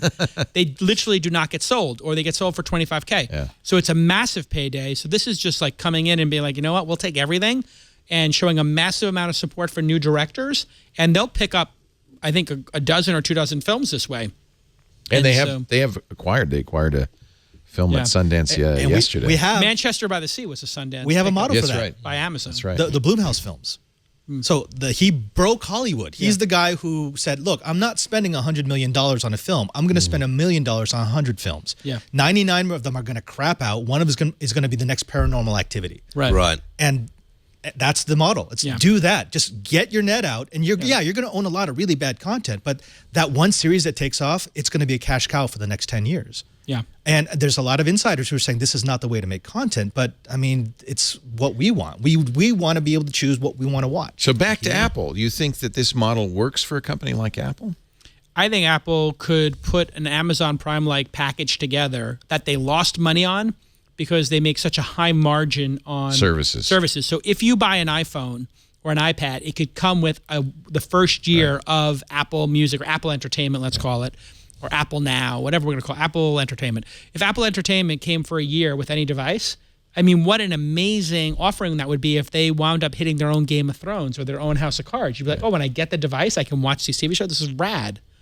So just the NFL's done this with Verizon for a while, exclusive streaming of NFL games. It's a no-brainer. That popular with I don't know. I'm not sure. I think it's out of Apple's traditional skill set when they never usually do well in that. Yeah, but that's why I was asking, who is the brain at Netflix because Netflix picks content well. Amazon doesn't. Amazon does it a little differently. They have kind of a they have Ron Jeremy. No, I said they're all. No, he said differently, but they're all hiring up all the executives from HBO and everything else. Okay, that's what you do. These people know how to make content and how to choose content. They all have massive footprints. Amazon does it with data, right? Because they just have pilot week and they show. Apple has a problem though. They have a problem in that they are much like Microsoft of the early 2000s. They've got the golden calf right now. Yeah. iPhone, it's the gift that keeps on giving. It's the only division that's really making but it's a lot shrinking. Of money. It is not going to continue to give. But it's still making a lot of money. And so how do you convince the people at the company and your investors that we need to kill that because this market is growing? Oh, they're not going to kill it. They're just, think about this. This is a company making $200 billion a year. They can just fund this out of funny money. They're making $25 billion right now on services. Right. So if they're making $25 billion on services, they can F around and put $5 billion towards this and be spending just as much as Netflix and then just add it to the service package. They don't need to make money off. If they make back half their money, they'd be happy. When do we get a scarcity of good stuff, though? When does it happen that there's so many people bidding in this market? It's already starting to happen that many cities where I have some friends in the TV and film business, many of the cities where people actually film, like Toronto and Vancouver and all those places, they're just getting maxed out. So that's one problem. The other problem There's also a limited number of great writers and showrunners. That's what's happening is that the writers, you nailed it. It's they're running out of great writers. Yeah. So the writers are just like cashing in now. Like, what can I write? What can I write? Yeah. Be a good job. I should practice. I have a Jesuit brother in Los Angeles who is currently on spec for 5 different scripts, and he didn't need to give them a detailed treatment. They said, we like your stuff. We're going to give you an advance, and we need you to write this. We need it done in 6 months. Interesting. It's never happened before. Apple's suing Qualcomm for $1 billion. They say Qualcomm has been charging royalties for technologies they have nothing to do with. Royalties. Apple's paying those royalties. And I think the real reason they're a little pissed off that Qualcomm supported Samsung in its lawsuit against Apple. And it's time for payback.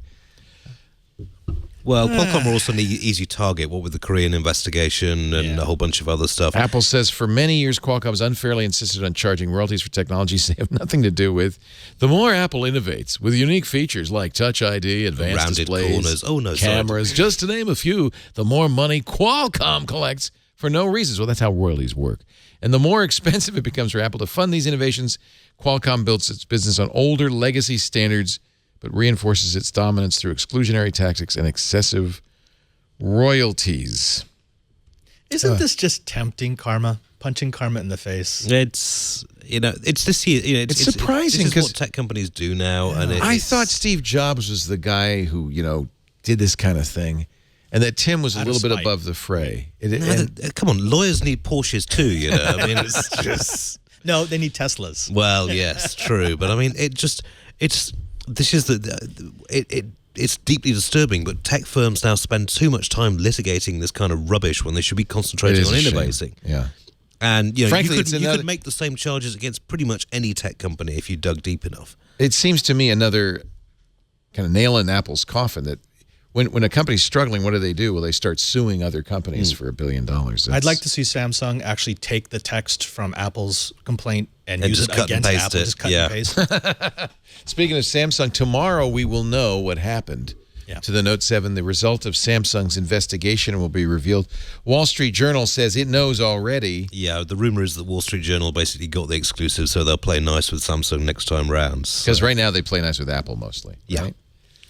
That's not nice. Don't do that. Anyway, the story, maybe they did have a leak, is that the batteries in the the Note 7 were irregularly sized. And so some of the this is why not all, but some of the Note 7s became explosive because the batteries were, I guess, too big. And getting compacted down, and that was causing breakage. I don't know. I mean... Were those the battery packs that were made in the United States? Is that going to be That could be very interesting if so. That will be just not great. Yeah. I mean, it's... But I mean, we've heard so many different explanations. They're trying to pack too much technology in there. They did it too narrow. That it was the software problem. It's just, this is what they're going to tell us the problem was. The big thing is, can they actually make it right next time round? They have to. They've got the S8 They'll coming. get it right. And just like the antenna gate with iPhone 4, was it iPhone 4 had the antenna gate in it? Yeah. So it's like these things pass. Nobody got killed, and cost the company $5 billion. Which is nothing for a company that makes 300. Well, more so they'll easily get through it. Some people might get it fired, but I think there's no way that they'll have this problem occur in the 8. So no, I don't think you can afford to. But it was really unfortunate for Samsung that at a time when they could have just nailed iPhone, it was considered Apple. It was the first time it was considered universally a better phone than the iPhone 7. Correct? And they had a chance to absolutely pummel Apple, and they just screwed the pooch. Yeah, that's a gift to Apple. I mean, actually, when you think about it, let's say they had nailed that and they didn't have the problem. What would that have done to Apple?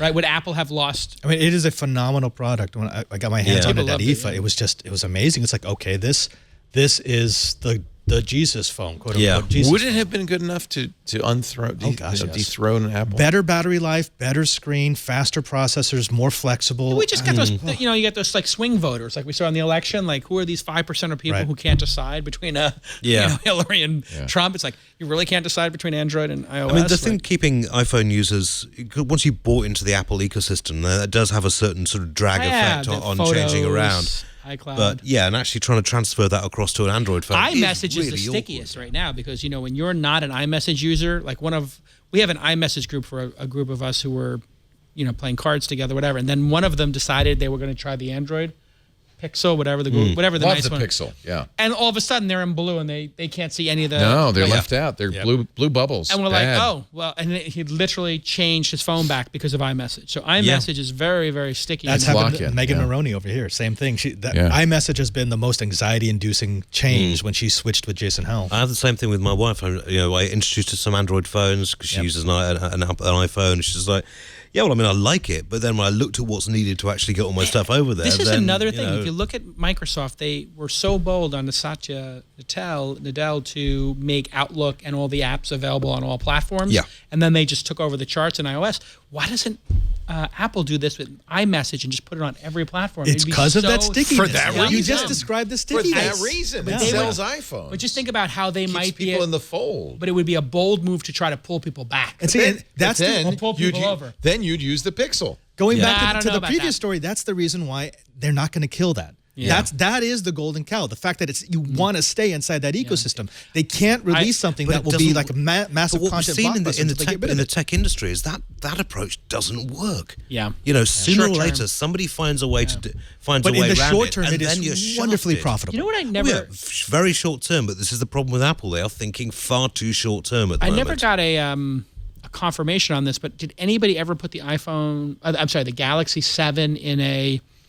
Because the Galaxy 7 did have a VR headset, or no? Did they never? Yeah, it's called the Gear VR. Yeah. Did anybody put the Gear VR on their face and then have it go on fire? No, I hope not. This never came up as a discussion topic, and people are like, "Oh, it can go on fire." Maybe the reason it gets on fire is because you don't notice that it's getting hotter and hotter and hotter. Yeah. If it were on your face, you'd probably know. Take it off. So that's a feature then. And remember, it is waterproof, so you could have just left it underwater. I tell you something. I thought that the iPhone 7 was the portrait mode photo is okay. And my wife's like, oh, those are cute photos. But we went to Indian Springs in Calistoga here, where they have that great natural hot springs. The pool is so nice. So nice. And we're in the pool, and I'm on my phone. I was like, wait a second, this thing can take underwater photos. I started taking underwater photos Isn't of that my fun? daughter swimming. Yeah. The greatest. I was like, now I can recommend the iPhone 7. Yeah. Underwater. I thought it was to protect you from your phone dropping in the toilet. It turns out that's not what it's for. It's for an taking underwater camera. Underwater videos of your kids. They're amazing. Yeah. Amazing. So worth upgrading for just that if you go in the water. Except the 3 pools that are near me in San Francisco all have signs saying no iPhones in the pool. Really? Well, Robert, Because they don't the want thing people with the with thing and the cameras camera. I see taking photos of people's. This is why we can't have nice things. This is why we can't have nice things. Jerks, knock it off. What is wrong with you people? We a good friend of the network has a new job. We'll talk about that in just a second. But first, we had a fun week. If you didn't watch every single show, and I don't blame you if you didn't. Teaser. We're going to have a little. We have a little kind of Package? cut down. It's a package showing you what you might have missed. Show us the package. Previously on Twit. May 2 is exploding right now. It allows you to take a selfie and then magically transform yourself into a fanciful anime-style character. I don't care if we're being tracked by people in China or Russia or anywhere. It's totally worth this photo. It was worth it. Triangulation. I'm really thrilled to bring in a man whose work you absolutely do know. Jordan Ritter is here. The way we think of rocket ship startups today, I think Napster was the first. And hacker rap. This week in computer hardware. The story that really grabbed me, it made me think, goodness, we are finally making progress in an important area. A Japanese toilet industry agrees to standardize complex bidet controls. There's icons that are used on toilets, and they are pretty much different from every manufacturer. They're trying to be more tourist-friendly going into the Olympics in 2020. I can appreciate that. Twit. Making the world safe for technology. What a thing Napster was. I still probably have, 30 or 40 gigabytes of music that I downloaded from Napster at the time. I never downloaded anything or did anything illegal. Never did anything illegal. Of course not. It was an amazing week here at Twit, but we've got Jason Howell with a look at the week ahead. Thanks, Leo. Here is a look at just a few things that we're going to be following in the coming week. Later on tonight, actually, you don't have to wait very long for this, Samsung is going to reveal its findings as to why the Note 7's batteries were so explosive. Samsung reportedly enlisted the help of 3 independent agencies to examine the cause, which led the company to recall millions of units late last year, and we're going to find out what that reason is. On Tuesday, January 24th, Samsung, again, is expected to have some good news during its earnings report, despite its ongoing Note 7 issues, with record profits for Q4, thanks to its chip business that is reportedly offsetting its losses in the mobile division. On Thursday, January 26th, Microsoft and Alphabet are just a few who are set to release their earnings report numbers. Alphabet beat expectations for Q3, which puts pressure on the company to continue that progress, especially in light of its new crop of hardware offerings, the Pixel device and all of its other stuff that hit the market in October. Megan Maroney and I will cover all of this and a whole lot more as it pops up on Tech News Today each and every weekday at 4 p.m. Pacific. That is a look at the week ahead. Back to you, Leo. Actually, really back to Robert this time. I am Leo. It's like I am Groot. I am Groot. Thank you, Jason Howell. And, of course, Monday through Friday, 4 p.m. Pacific, 7 p.m. Eastern. You got to tune in for Tech News Today. And, of course, that's the two folks who swapped iPhones and Android phones. Jason's the host of All About Android. Megan's the host of iOS Today. Jason has been very honest about the things he likes about iPhone. Is he liking it? Yeah. He's like, Megan has had trouble. She is not liking it. She I know. misses She's her struggling. iWatch. Yeah. Her Apple Watch. She Her really Apple does. Watch, yeah. Poor girl. She's the only person. She has a Moto 360. That's the I bought problem. that piece of garbage. I wore it twice. I was like, this thing is terrible. I threw it back in the drawer. You're wearing a Fitbit I right love now. the Fitbit. It's great for sleep. The battery doesn't drain out in 8 hours. Yeah. It's perfect. And it has GPS in it. I have the Surge one. So when I go for a walk, I don't have to use my phone for GPS. I go on a nice hike with my daughter. I did 11.5 miles yesterday. Bang, I hit the GPS. I have the whole map of my route, which I'll never look at or use, but it makes me feel good. I used to have Leo's old Moto 360 until it broke. It broke?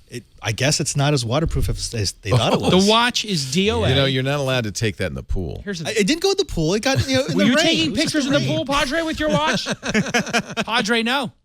I still wear. It's funny because I have an Apple Watch and a Moto 360, and I really like the round. The What Apple do you Watch use looks it like for a aside from telling time? Yes. You get Not notifications? much. When the phone rings, I know who's calling. Oh, that's nice. I do get notifications. Don't you Calendar notifications are actually pretty useful, and the Apple Watch is better at that because it has that taptic engine. When this gets to a 4G or an LTE connection, and you can take it with you without your smartphone. That's going to be the killer. And a is battery that going, lasts longer and than a day. I only need you just described the Gear S3. That's a Samsung Gear S3. Yeah, I'm Because very that's interested. Samsung how many phone. hours? No, you don't. It's No, it's standalone. got It's that not. standalone. Ah, okay. It has Yeah, LTE. because that's the It problem has a they've had SIM it- card. How long does it take? How long does it last? 5 days. No. Yeah, no, seriously, when it starts getting down to 15%, it goes into low power mode, so you still get the vital information. Wait, what is without that? shutting it Battery down. It doesn't has work to- with an iPhone though. It's standalone. It'll do GPS without a phone. It will do directions without I like a phone. the Frontier edition.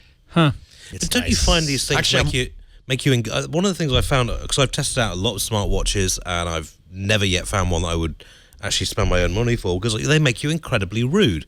Every time your wrist vibrates, instinctively you but look at it. people say you're And if less in a rude because you're not conversation- looking at your phone as much. Well, no, but I mean, I if you're don't in a need that to conversation be with rude. somebody and you're looking at your watch, you're basically saying, I'm bored with you, I've got other things to do, why are you still here? And it just makes you I automatically have a new. rude. You know what? It's very interesting you bring this up because I am writing a series of protocols for meetings because people don't know how to take meetings anymore, especially millennials, etc. Now I set my clock. I say I have 25 minutes. I'm going to set a 25-minute timer, and it'll go off. We can wrap up. I'm just going to put my phone down, and then I take out my pen and paper. And then I have some knucklehead millennial come in. They open their laptop up. They got 8 windows open, and they're in the meeting typing. And I said, whoa, time out. Yeah. Especially if they work for me. I said, do not show up for a meeting unless I explicitly tell you to have your laptop. Do not show up with a laptop. Pen and paper, pay attention. Keep it short. We're not here to do group email. That's like this. I was about to say something. Most Bezos useful meeting strategy I found, everybody stands up. Perfect. Just do the Stand-ups. entire meeting Stand up. standing. Yes. In It and out. really Nobody gets hurt. focuses the mind. For sure. Jeff Bezos has a fairly elaborate meeting protocol, right? Yeah. Well, here, let me just see. What, do you have to walk in and go, all hail the Amazon No, king? there's some kind You of have to have agenda, one- and your PowerPoint better be good because he has a very specific way that he wants these PowerPoints where you have to answer the most important questions first, and if you don't, he just rips you. Like if there's stuff in there that's like filler, he's like, "What the?" You know, that's supposed to be what I heard. No filler. I think you're supposed to if you're going to tell him, if you're going to pitch a new product idea, you write the result, like the press release first. That's the first thing you do. Yeah. Okay, I can see that. Yeah, that saves could a lot work. of time. You gotta have a good elevator pitch, and Yeah, the he's 2 got- pizza rule. You should never have a meeting that's bigger than 2 pizzas would feed. Yeah. That's So a that's good one. 2 people. But he never has pizza at these It meetings. depends. Which is If very Leo and I are frustrating. coming, it's a 4 pizza rule. In the just Jesuits, where Gavon's. whenever we have a Hey. meeting, we have We everyone put 2 drink slices a of pitcher half of water right before. So the meeting's going to end. and then you play bladder roulette. Yes. To get back to the S3, don't buy the S3 now, right? Because presumably Right. Mobile World Congress is 2 months away. They'll be new. They'll be new. I would love to see the new Note. Although I gotta say, now having used the Pixel for a while, I love the pure Androidness. We're so peaking out with the smartphone revolution. We are peaking out, Yeah. man. It is just It's peaking. a commodity. It has officially switched. It's like into what's commodity now. left. It's like one person comes out with one feature, it's in the other phone 3 months later. Yeah. It's well, I mean, they're going to It's carry awesome. on. They'll do the incremental stuff. So you've got the Android VR phones coming out. Then if Tango actually does its job, it's just there's a whole bunch Yeah, of It's because hard to get excited incremental stuff about any new feature, though, right? Yeah, Tango's like, Yeah. I really need a 3D model of this room right now. What I is do that believe AR gonna do for me? ultimately will be an important user interface. Killer. Where Tango might actually become useful is not for the individual. If you have enough users who have Tango-enabled phones and that data is going back to Google, Right. they Yes. could have a literal down-to-the-centimeter map of every street, every building in the world. I mean, that is interesting tech, but the individual doesn't reap the benefits of that until far in the future. I was going to say, and also It's that a would be some Waze-like effect. that would be some very, very heavy data loads That's to some accept people next-generation to accept, particularly with the price of data in this country. But I mean, there are going to be incremental stuff, but at the end of the day, it's a brick, and there's not a lot you can do with that now. Yeah. I'm looking forward to light AR glasses. I've been, I've done HoloLens. I've done all the other. I want to wear those around all the time. I like. wear them all the time. I But think it's gonna be AR amazing. contact lenses. Bing, Jason Yeah. Calacanis. It would say everything about him. I know Follower everything. count. Follower count. Yeah, I'd say, You'd be no, like, oh my no, God. you're under 20. Padre, you're under I'll be with you 200,000. in a I minute. can't hang with you. I'll be with you in a minute, Padre, Padre. ding. Go to a party, you would just have little call-outs over everyone's head. Exactly. This is gonna be great for me, but I mean, man. the problem is again we're in the hype cycle for AR. So we were discussing this in the pub on our traditional Friday night drink up after work. Something you won't have to do And once it's AR whether or is not- popular. Whether or not companies like Magic Leap are the new Theranos when it comes to this sort of thing, because we've seen so much hype, and we were talking earlier about Apple getting into the AR game, and Microsoft's been talking about these low-cost AR devices, which are apparently coming down the line at some point. There's going to be so much hype and so much rubbish out there. I mean, I've tried HoloLens. It's good, but it's not game-changingly But you good. could see it. You could see it. I mean, version 3 of that. I mean, Yes. version 1 and 2, fascinating. Version 3 of that is going to be game changer. The thing that's interesting about Magic Leap is, one, the company's from Florida, which I never trust a company from Florida. That's just, I mean, How can you any- come up with a good idea? No, but it's also like every company in Florida seems to be a little fugazi. Yeah. Anyway, putting that aside, from what I understand, no they Silicon sold Valley bias people on here. the technology. Yeah. They sold people on the technology by showing them like a box that was like an oversized box, and they were like, "Yeah, we're going to be able to get this down to glass And size." they never have. And they haven't to date. So you have this one group of people, like I think Andreessen Horowitz people are like, "It's the greatest thing ever," but then none of us have seen it except all One the people. Wired reports all it. the people who are proponents of it are the investors. Starting to sound a little familiar. Yeah. Like, Yeah. So It's interesting you say that, because I thought you would have insight and you would say this is going to be bigger than it. I want to.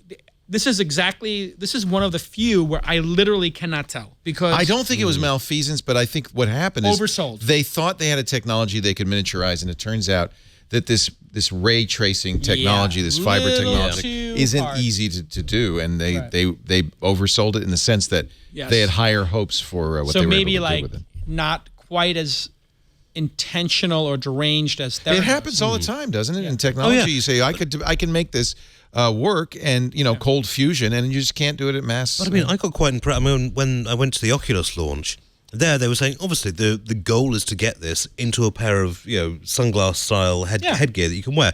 But we are at least 10 years away from making that happen. And I thought that was very honest and upfront of them. But for a company to say no, we can make it happen in the next 2 years. I'm Maybe they should have incredibly said- skeptical on that. Well, one. and We then haven't they been able to raised $1 steal the billion or designs from something? I mean, this ZeniMax is yet, crazy. so next year we'll have it. It'll be great. We'll talk about actually that Oculus Rift suit and Mark Zuckerberg wearing a suit during the testimony. That guy's gonna be wearing a lot of suits if he runs for Yeah. president. And I want to talk about your thoughts on this, because I know you have political aspirations, perhaps. Maybe, who knows? Peter Thiel apparently does, and maybe even Zuck and Jeff Bezos. Everybody's feeling everybody's feeling like they're qualified suddenly. I wonder why. Well, not nearly that, but if the conflict of interest stuff isn't Don't have to release your taxes. if it doesn't have to be, Don't have to put things in a blind trust. Right. And you get to build your brand while in office. Sign me up. Everybody in Silicon Valley Sounds wants to good. be president now. Sounds good.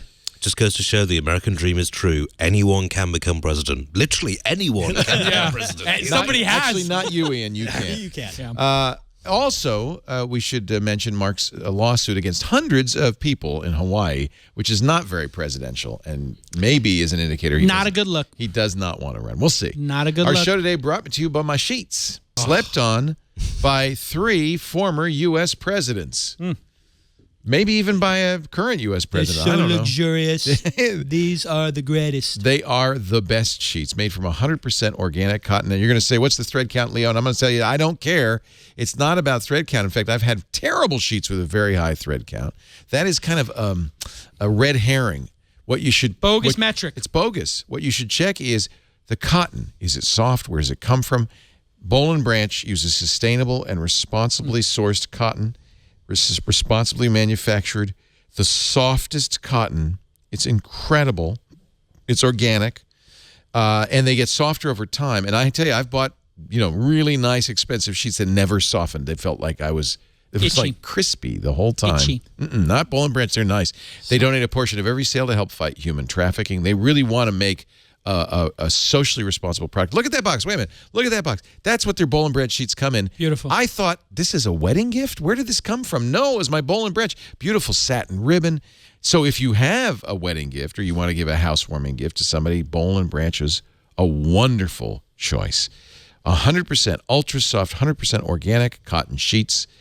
You're buying directly from the factory. So if you were buying these in stores, you'd pay like $1,000 for these, but they're only a couple of $100 because you're buying direct from the factory. No middleman.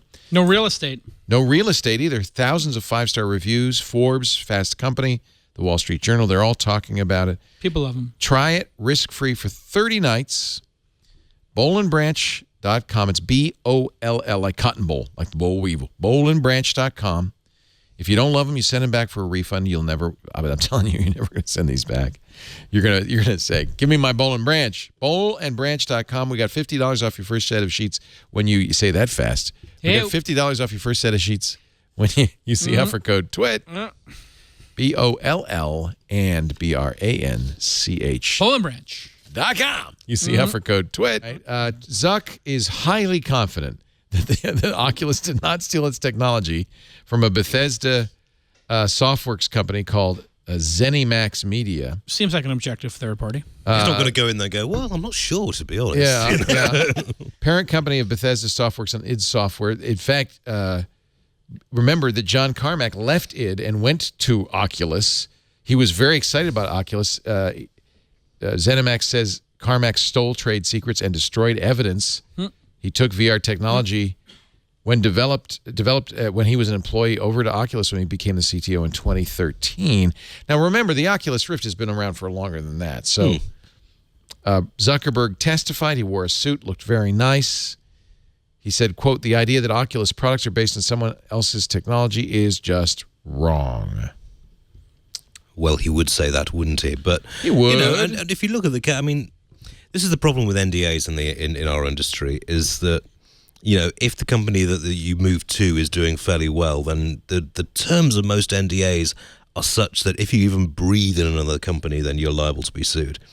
So it's an interesting case, but they need some kind of a smoking gun. At the moment, it's all, well, he must have used a bit of it. There doesn't seem to be any proof on one way or the other. Their smoking gun right now seems to be that text from Zuck, essentially saying, well, how much due diligence should we do? That's not a smoking gun. That's something that might raise suspicion, but it's not saying, hey, you know what, let's just steal that tech. Well, okay, so Amin Zuffonia, started so well. And then it's Amin. Zuffonia. Have one more drink. Facebook's vice president of corporate development texted Zuck saying, there are things Oculus told us that are simply not true. This is during the due diligence. In response, Zuck texted back, and this is in the court record. Yeah, this is the one. Keep pushing forward till we have something we can sign on a moment's notice, then we can figure out how long we wait for diligence. Essentially, the lawyers for ZeniMax said that there was very little due diligence. They began on Friday, signed the deal on Monday. So he's not really impugning Zuck so much as saying maybe Palmer Luckey and Oculus pulled the wool over Facebook's eyes. Facebook did want to get in on VR, and they say also, they were awfully anxious to do so they didn't ask the tough questions. Well, also, I mean, we found out that this week that they paid $3 billion, not $2 billion for it, which is an even more staggering amount of funds when you consider it. Chicken feet. Bargain at twice the price. 1% of their company. It's still one of the $3 billion. You know, it's a lot of money in a lot of circles. Billions the new they million. They gave 20 million. More than WhatsApp. $20 billion for WhatsApp. So- What app? I know, I still can't get Here's over the thing: that if one. you think because if you're going to get disintermediated, and Google could have bought the company and True. really made a run at you, it's like eliminating a threat for 8% of the company's value. Let's It's not do so much that they wanted it; it's they wanted no one else had to have it. Yeah. Had to have it. Yeah. Speaking of WhatsApp, a number of security experts have now written a letter to The Guardian saying there is no backdoor in WhatsApp. It was irresponsible of you to publish that article. Where did they get Guardian get this piece of information that was It was a complete red herring. I mean, this it wasn't untrue. Well, no, but you've got to make certain security choices in an app to deal with various different scenarios. To use the word backdoor was wrong. Yes, absolutely. That was sensationalist and probably to drive traffic. It isn't the problem. So here's the problem when you use WhatsApp, and it's a problem, frankly, with a lot of encrypted messaging. WhatsApp lets you change your key.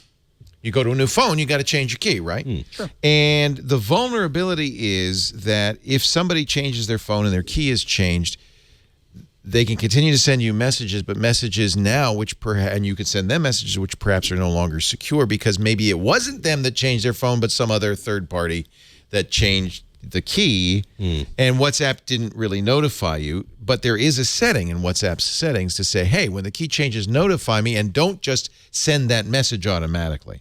So that was the loophole, is it would still message even if the key was changed. Yeah. Now, if you switch this switch, it's just as secure as Signal. Moxie Marlinspike, who created the Signal protocol that WhatsApp uses, and of course it's also in Signal, said it's not a backdoor, it's not a vulnerability, it's an implementation decision.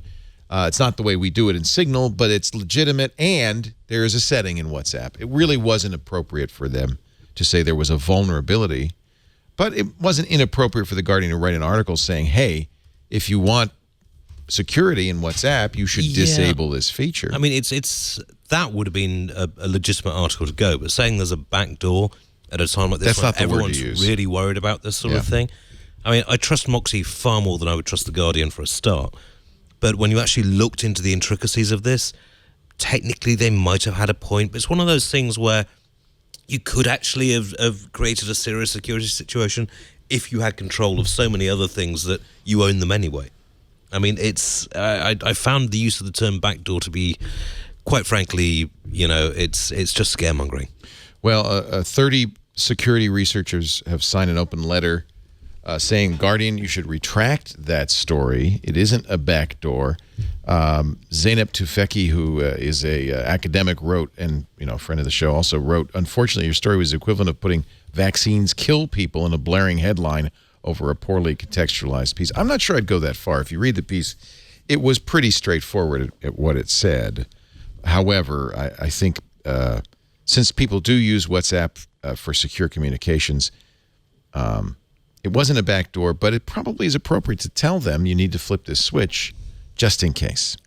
Or just dump It's WhatsApp. not a government backdoor. Dump WhatsApp and go with Signal. Why, Well, right. Go to the source. Until someone leaks out a rumor that Signal's also got a backdoor. I mean, the issue with all of this is if anyone's going to use these applications, it means they're concerned about privacy, and privacy all matters on you trusting the provider. Yeah. And that is so easy to break, which is why the people I run with, at DEF CON, Black Hat, they don't use these. They roll their own because then they can be sure that there's nothing else in there. But people believe Signal's open source. Yes. That has a lot to do with people's trust of Signal. People trust Moxie Marlinspike. The researchers who wrote this letter, though, I mean, Bruce Schneier, Isis Lovecroft from the Tor Project, Catherine McKinley from Mozilla. I mean, some very good people. They know what they're doing. Jonathan Zdarsky. Yeah. And so it's considered perhaps an acceptable trade-off. It's not an unreasonable way to do this. Anyway, there's the story. You decide for yourself. Signal is this open whisper system. Signal is a private company with an open source project. Open source product. So they are a corporation based where? Well, actually, I'm not sure they're actually incorporated as a corporation. They're a bunch. They're a collective based in San Francisco. Yeah, that's what I'm trying to wonder. That's what I need to understand about the company. They did. I presume, license the open whisper technology to Facebook for WhatsApp. Or maybe not. Maybe they gave it to them. I don't know. I don't know the full details of this, but Moxie is not the kind of person to run a corporation. He has enough, he's basically an anarchist. He is an anarchist, and he's open and proud about it, and he has every reason to be. But it's just, it's just anarchists need money too. Oh, sure, but I mean, they don't need that much money. I mean, look at what Jeff Moss did with Black Hat and DEF CON. Right. Sold Black Hat off, made the money, and used that to fund DEF CON for the literally for the rest of his everybody life. I know is just getting off of every system and going into Signal. Signal's the one everybody uses. Everybody's telling me, and there's a stop lot of trust. texting me, put me in Signal. Because if you look at now, that's Mark the problem, by the Andreessen's- way. You have to convince your correspondents to use it. Well, I'm getting people who just say Signal. I would love it if everybody just said, okay, we're all going to use Signal.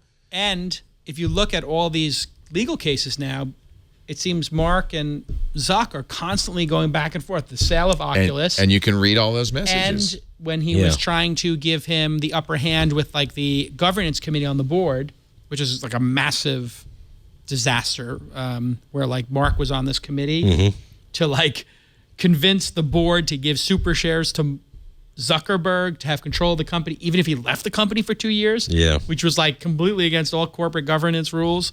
And Andreessen's coaching him on how to negotiate against him, and the other comp members like, this isn't helping. It was like, wow. Well, you can bet they're using secure messaging. Oh, now. you bet they are of now, course they are, Especially if he wants to run for president. You want to keep all of this stuff private. See, I'm not sure Zuck's going to run for president. I don't think what she actually thinks about what it's going to involve. I think he'll just say, you know what, It's a step down. Let's face it.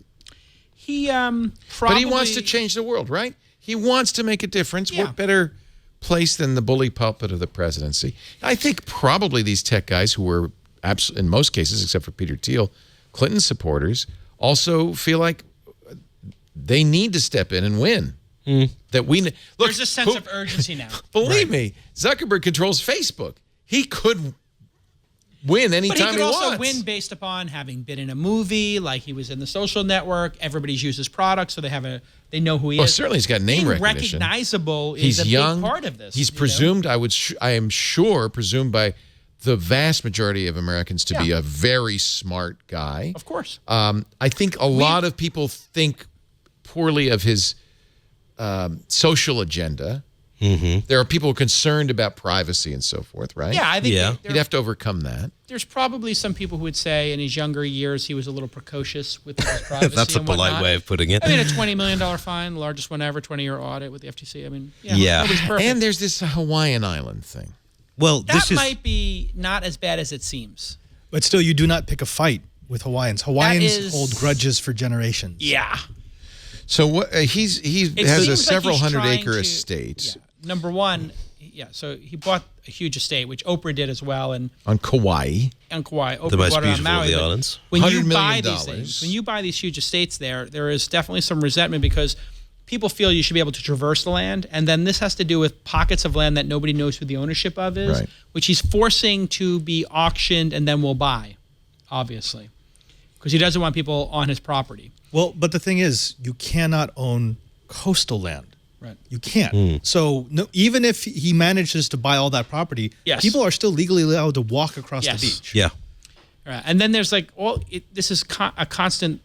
I faced a little bit of this when I used the term mahalo for one of my search engines. I had a couple of people who were like, hey, how dare you use that word? And I was like, please explain to me what you're talking about. I just, I'm a fan of Hawaiian culture. I didn't know I was doing anything wrong. So apparently this is not unusual. This is, according to the Star Advertiser, the Honolulu Star Advertiser, the legal action known as quiet title and partition isn't uncommon in Hawaii, yet even with an order from a judge and financial compensation, forcing people to sell land that has been in their family for generations can be off-putting, especially when driven by the sixth richest person in the world. But he's done this before in Dolores Park when he bought his place there. He bought the 4 houses overlooking it. Yeah, but he and didn't put his force rent him in to there. sell it. No, that's fine. He gave him a good offer. So it's a entirely different situation in Hawaii because you have to remember there's it's not even a minority. There's a vocal group in Hawaii who are still very ticked off that the United States occupied it. Right. Particularly in Kauai as well. I mean, very it's much in Kauai. the a lot of northwest resentment. and northeast corners of Kauai are very... Right. So you have a haole coming in, and he's bought a lot of land. Okay, they can do that. But now he seems to be... I want control. It looks like he's trying to get rid of the Hawaiianness of Hawaii. Yeah. Well, that's not going to go over well. Yeah. No. Even if he will win this, but that's going to be held against him for generations. Hundreds of defendants, which is another problem, right? Yeah. The reason there seems to be some thought that Mark might be interested in a presidential run is his decision to make his goal this year to visit with people in all 50 states. He decided he wasn't not religious. Yeah. He didn't say he's religious. He just that was is one of not the most carefully phrased Not religious. statements you've seen. It's just like... Yeah, he magically went from an atheist who found religion. Well, he didn't say he was, but he didn't say he was religious. We'd call it agnostic. Yeah. Yeah. But he didn't want to say that either. Maybe. The other thing was Zuckerberg built a 6-foot wall around his property. Yeah, they didn't like that. And they didn't like that either because now people had the view of... stones. And he's like, well, okay, dude, I mean, we understand, like, especially in Kauai, which is, like, the most chill of all the islands, like, this is unchill behavior. And Hawaiians can be incredibly passive-aggressive, just Oh, yeah. FYI. Well, it is their island. It is their It island. is their It is their island. You know, there is that. I always feel guilty going there because the British introduced the mosquito to Hawaii, and ever since then, whenever I go, It was you. Oh no, I'm so sorry. Look, it was 200 years ago, but we're really, really sorry. By the way, the Star Advertiser's headline on the wall is "Reviews of Zuckerberg's Wall Mixed." Yeah, I think that the Star Mixed reviews. might be a little bit in his pro-business. pocket. Yeah. I have a feeling they're pretty stoked, but it's just like, honestly, these guys become masters of the universe, and I know a bunch of them, and like some of them remain normal, and then some of them get a little wacky. When I hang out with Mark Cuban and like we go out or we have a drink, like it's just him. He's just a and then you normal go guy. out with some other people and Let's say Larry Ellison. I don't know Larry, but there's other people who can't show up to a party and be normal. Right. You know, Something like, happens when you get to that level. and there's some people who can live in a house and like talk to their neighbors, and there's other people who have to build huge fences and have 8 things. Right. It's just like live your life normally. There is probably, when you're that rich, the 6th richest man in the world, a security issue. You're concerned that somebody's going to kidnap your daughter, right? Max a is 6-foot vulnerable. fence legitimate. is not going to stop them. No, Your in fact, security it guards looks are gonna eminently stop That's not climbable. security, that's privacy. Yeah. Yeah. So, and it's like, you know, He's just be hired a normal. photographer to follow him around and take very nice professional pictures. But And the real, reportedly also about a dozen He people can get to that for manage free. his Facebook feed his for him. social, he's got a social team doing Yeah. it. And then I think the real indicator is that when they rejiggered Facebook's, and you'll know more about this than I will, Jason, rejiggered their Facebook's stock situation so that they could donate so much money to Priscilla and still control it. Mark Zuckerberg Foundation avoid all still poll control tax. it. And there's a clause in there that says, and can hold public office and not give up his stock. that and was the control. whole debate with the governance board. Can he keep control of the company while he's not working at it? So you thought he might run for Senate, not... I have a feeling he's going to run for something other than president. That's my guess, but who knows? I mean, Why anything's stop with possible. Senate? Because Governor, he could consider governor. You know, Senate has much lighter conflict of interest laws. Yeah. At this point, Plus, it's a like 6-year No. election If you're the cycle. president, there are no conflicts. Yeah, I I learned mean- this. It's a 6-year rather than a 2-year election cycle in the Senate, which makes it an awful... You don't have to go and face the voters that often. we saw something happen from Reagan to Bloomberg and Arnold. Arnold Schwarzenegger.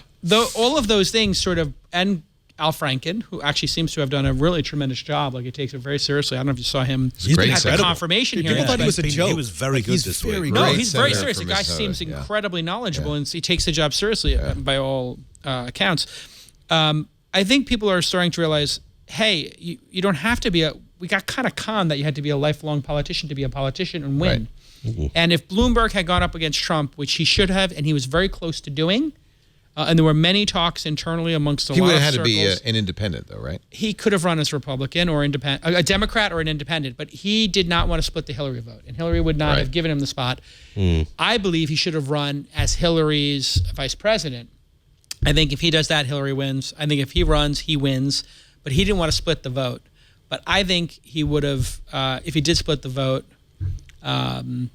You can't blame anybody for not running No. because it didn't. Nobody thought. Even the Trump team didn't think that he had a chance. And so No, they thought they were going to lose. Yeah. I would say that on this very show last June, I did predict a Trump win, but in fact, Yeah. you were on the right. same show with There me. are a few people did. It was definitely possible. I, in fact, had a bet with a friend of mine. My friend said, I'll give you 2-1 that Trump will win. And this is when they were Trump was maybe 35%. I said, I got to take that bet. Then my friend offered to buy me out of the bet the week before, 2 weeks before, for 80 cents on the dollar. So I was like, all right, I'll save 20 cents on the dollar. I took the buyout.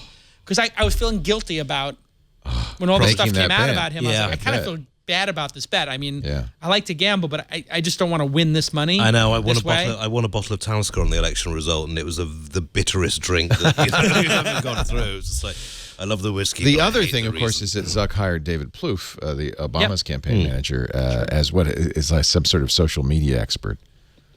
I think also he would have to step down from Facebook. No, he wouldn't. Well, no, but Well, there's stay on the board. No, he's I'm just watching saying- with interest to see what happens with Yeah. Donald Trump. I'm thinking about this from a PR probably perspective because when you look when Facebook has already done unauthorized research as to how to change people's moods by varying what they see on their news feed.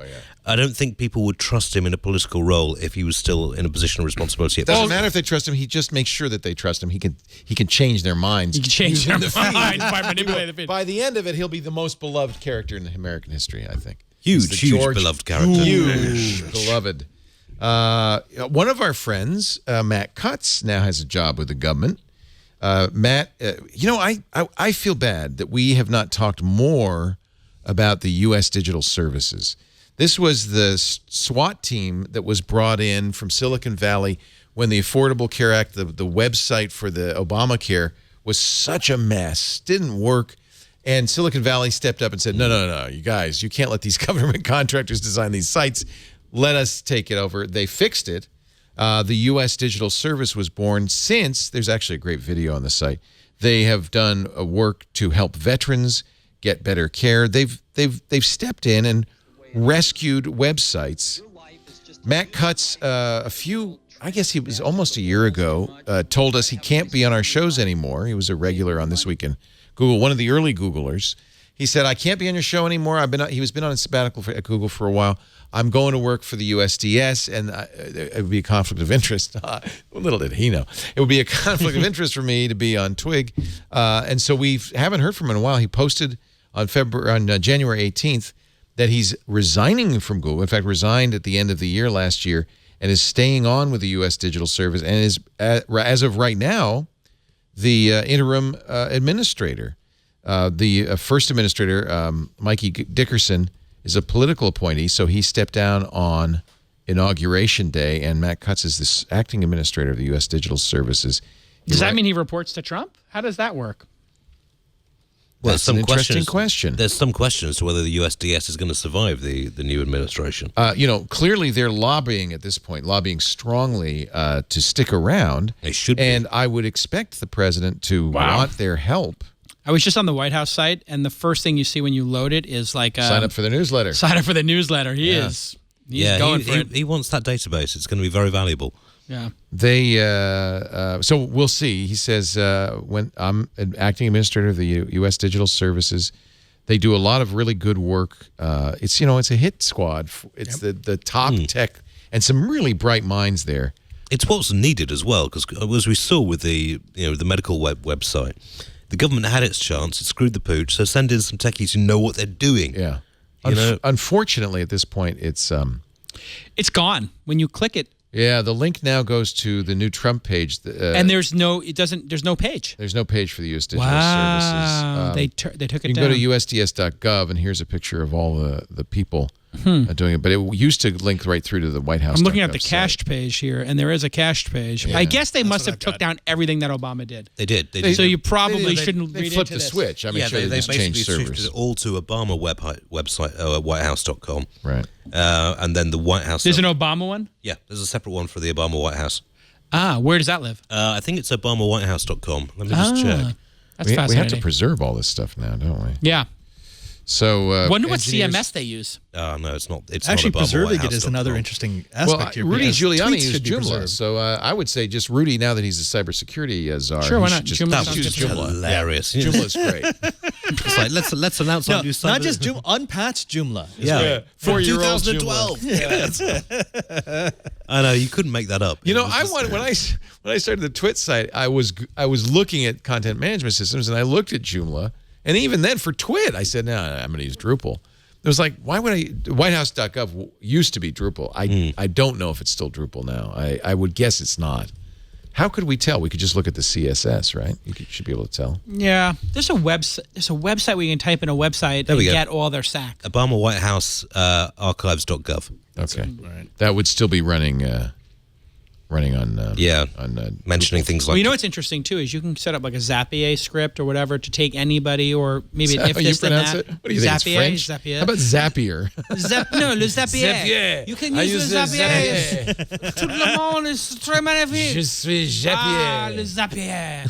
Le Zapier. You could use this to take anybody's tweets and then put them into like a Google sheet or email them to you. Mm-hmm.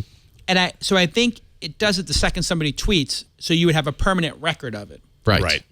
And then I guess somebody had done the thing where you could show for verified accounts which tweets they deleted in the original tweets or whatever. Oh, and then nice.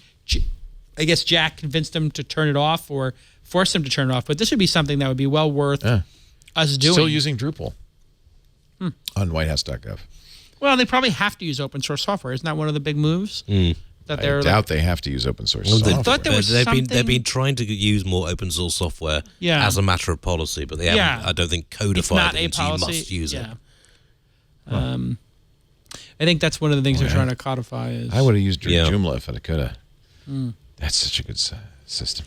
6 apart, movable type. Movable type. That's it. Movable type it. No, I still see a Drupal code in here, so it's interesting. Huh. But no, there's going to be a lot of clearing out at the White House, and we don't even know. And what that's we're gonna normal. do yet. That's, you got to give them a couple of months before you can say this is a disaster or it's fantastic. Matt, when you're done at USDS, we expect a call, and we'd love to get you on. Come back, Matt. Come back, Matt. Love Matt. He's a great guy, and they're doing good work there, and I hope they continue to do it. I think they will. It's a small budget. I think it's a $14 million. He's a good person. We had differences when he was at Google. I'll leave it at that. Oh, did he think of you as a spammer by any chance? No, what happened was, I had a deep relationship with Google. We had made tens of millions of dollars together as partners, and then they just started changing everything. And then they would sit there and he'd be like, we don't have any penalty against you. But I was like, 80% of the traffic's gone. I was like, yeah, we don't know what happened. And it was just like this constant lying. And I was like, guys, don't lie to me. Just tell me. And they're like, well, we don't have partners. I'm like, do you want me to take the 1,000 partnership emails that we've had over the years and all these lunches I've had over here where you beg me to put AdSense on my site, beg me to put search on my site? Like, what are we talking about here? I just felt like Drew Curtis is now furious with Google. They just don't treat partners well. What happened was there was a time when Matt joined where they were very partner-centric and they would have you over Google. They needed content sites. And then, Matt just started lying to me and other people about like our status because he had, my take on it now is that he had his hands tied so he couldn't tell the truth. And then he was being deposed, I believe, for all these government things. And so it put him in a very awkward position where he essentially had to lie to us. And that I didn't. I know Matt doesn't like doing that. No. And I think that's part. It became very hard for him, I think, to have that job there and with a straight face tell people, we're not destroying you intentionally. We're not changing your stuff. And then like Yelp is getting moved down the page in favor of the listings from Google. The good news is when you work for the U.S. government, you never have to lie. No, not at all, ever. So you're never told to lie. You're never told to modify things that you said that were true. Never. Just big company. It was I, Google's, for one, welcome Google's on you, Overlords. great strategy was always nobody's in charge. So you'd be like, oh wow, you hired the it's a Python script that's in 3% of that you hired the smartest 3% of the world and nobody's in charge. Okay, great, that's so believable. And then Twitter's big mistake is Jack's like, I'm in charge. Oh, you were harassed? I'm in charge. I'll take care of this. Yeah. He should just be like, yeah, I don't know who's in charge of that harassment stuff. Let me get back to you. I'll get back to you. Yeah. Well, we don't talk about that. I'll signal you. Jack is like, yeah, I'm going to talk to Jack's like, I'm going to pick up the phone when a celebrity is being harassed. Yeah. So, really, dude? That sounds effective. Yeah. Let's take a break. Final words, final thoughts coming up in just a second. There's actually a bunch of stories still left around, so feel free to pick the ones you want to talk about. But first, a word from Rocket Mortgage. I just read a great article about Quicken Loans. They were in the New York Times today, weren't they? Yeah. They call it Rocket Mortgage. It's a completely transparent, trustworthy online process to apply for a mortgage. You don't have to go into a mortgage lender anymore. You don't have to bring paperwork or mail paperwork or fax paperwork. We had it was only 3 years ago we bought our house and we had to fax them stuff. In fact, crazy, we thought, it'll only take a few weeks. We're going on vacation a month. How long could it? We're on the cruise, still doing the paperwork, faxing stuff from a boat. There's a simple questionnaire you go through. They have sliders that let you choose your rate, choose your term. You have complete control. It's completely transparent. And the key is it's very fast. Yes, and you can absolutely upload your pay stubs and your bank statements. They don't, it's all digital. It's a completely online approval process. I'm told one of our hosts, I think it was Brad Sams, had a mortgage through Rocket, and he said, no, there's that point where you have to sign the loan, and you still have to physically sign it. But they come to you. They send a notary public with all the paperwork, and you just sit down, you stay on the couch. You never left the couch, and you just fill out the whole thing. QuickenLoans.com/twit2. That's a new address, and I want you to use that if you will. QuickenLoans.com/twit and the number 2 for Rocket Mortgage. From Quicken Loans, fast, efficient, transparent. Skip the bank, skip the waiting, go completely online. QuickenLoans.com/twit2. And this is where you say equal housing lender license all 50 states and MLS consumer access number 30. I don't do it that way. Because see, we used to have sponsors who would say it as fast as you can. It's like, are you trying to hide this? I'm going to say it in a normal voice. Equal housing lender. Why would you hide that? Licensed in all 50 states. Why would you hide that? And MLSconsumeraccess.org number 3030. So you can look it up. People find out. People expect it. I kind of anticipate that part at the end of every commercial. QuickenLoans.com/twit the number 2. It actually is great, and it's absolutely how I'm doing it next time. Edward Snowden's staying in Russia. Yeah, and Julian Assange might be booking his ticket if he actually gets the. He's a coward. Now, Julian Assange promised twice that if Chelsea Manning's sentence was commuted, it was. Obama it wasn't immediately. It had to be immediately. No, he didn't say that in either of those. But he said it He'll later. qualify. He said it later when he might actually have to follow through. That guy's not following through on anything. No, is anybody he did such a any more reverse ferret on that? It was just. Is anybody any more surprised when a public figure says one thing than does another thing? I think we That's should, the honestly, biggest I think we loss. should be outraged. We by should that. be, but it's the biggest loss. People already didn't trust politicians, didn't trust public figures, and now it's just we didn't out the expect them window. to out and out lie to our faces either. Well, and I think just saying, well, we should expect that from politicians is a very, very dangerous route to go down, because otherwise, what's the point in telling the truth? They're supposed to be there to tell the truth or to tell. Bleak in the chat room is correct. He said Chelsea has to be immediately pardoned. She was not pardoned. No, she wasn't pardoned. Her sentence was commuted. And it was shortened, but she doesn't get out till May 17th. So those are the weasel words that Assange is using? That, well, that's not what I said. She has to be out, and then he'll come. Oh, so he may still accept. By the way, what this is all yeah. about is he is currently in hiding in the Ecuadorian embassy in London. The reason is he's wanted for questioning in Sweden for rape. Well, he's for sexual misconduct. Right. Oh, pardon me. Okay. And he's actually recently started to talk about the details of the case. Supposedly, I don't know how graphic we can get here, but well, that's not germane. In fact, he always said, "Look, they're going to prosecute me because of WikiLeaks. They want to put me away, and they'll find any excuse." So I'm not going to presume. I am not going to presume anything, whether he did anything or not. Yeah. It would make perfect sense if you're the Western governments to see how can we get this guy out of commission. Yeah. And also, Sweden does have a track record for. I mean, in the past they've extradited people to the US without their lawyers even knowing about it until they were on the plane and in the air. So Sweden does have a bit of a record. Sweden is a very extradition-friendly country. Yes, the latest but tweet. At the same time, he should have just taken this. I mean, hanging out in the Ecuadorian broom closet for the last 5 years has done nothing to sort this out, has just trashed his reputation. The guy needs to stand up and, and take it on the chin. Well, he might be. His lawyer says everything that he has said he's standing by. He's prepared to be extradited. The latest tweet on the 18th, Assange still happy to come to the U.S., provided all his rights are guaranteed, despite the White House now saying Manning was not a quid pro quo.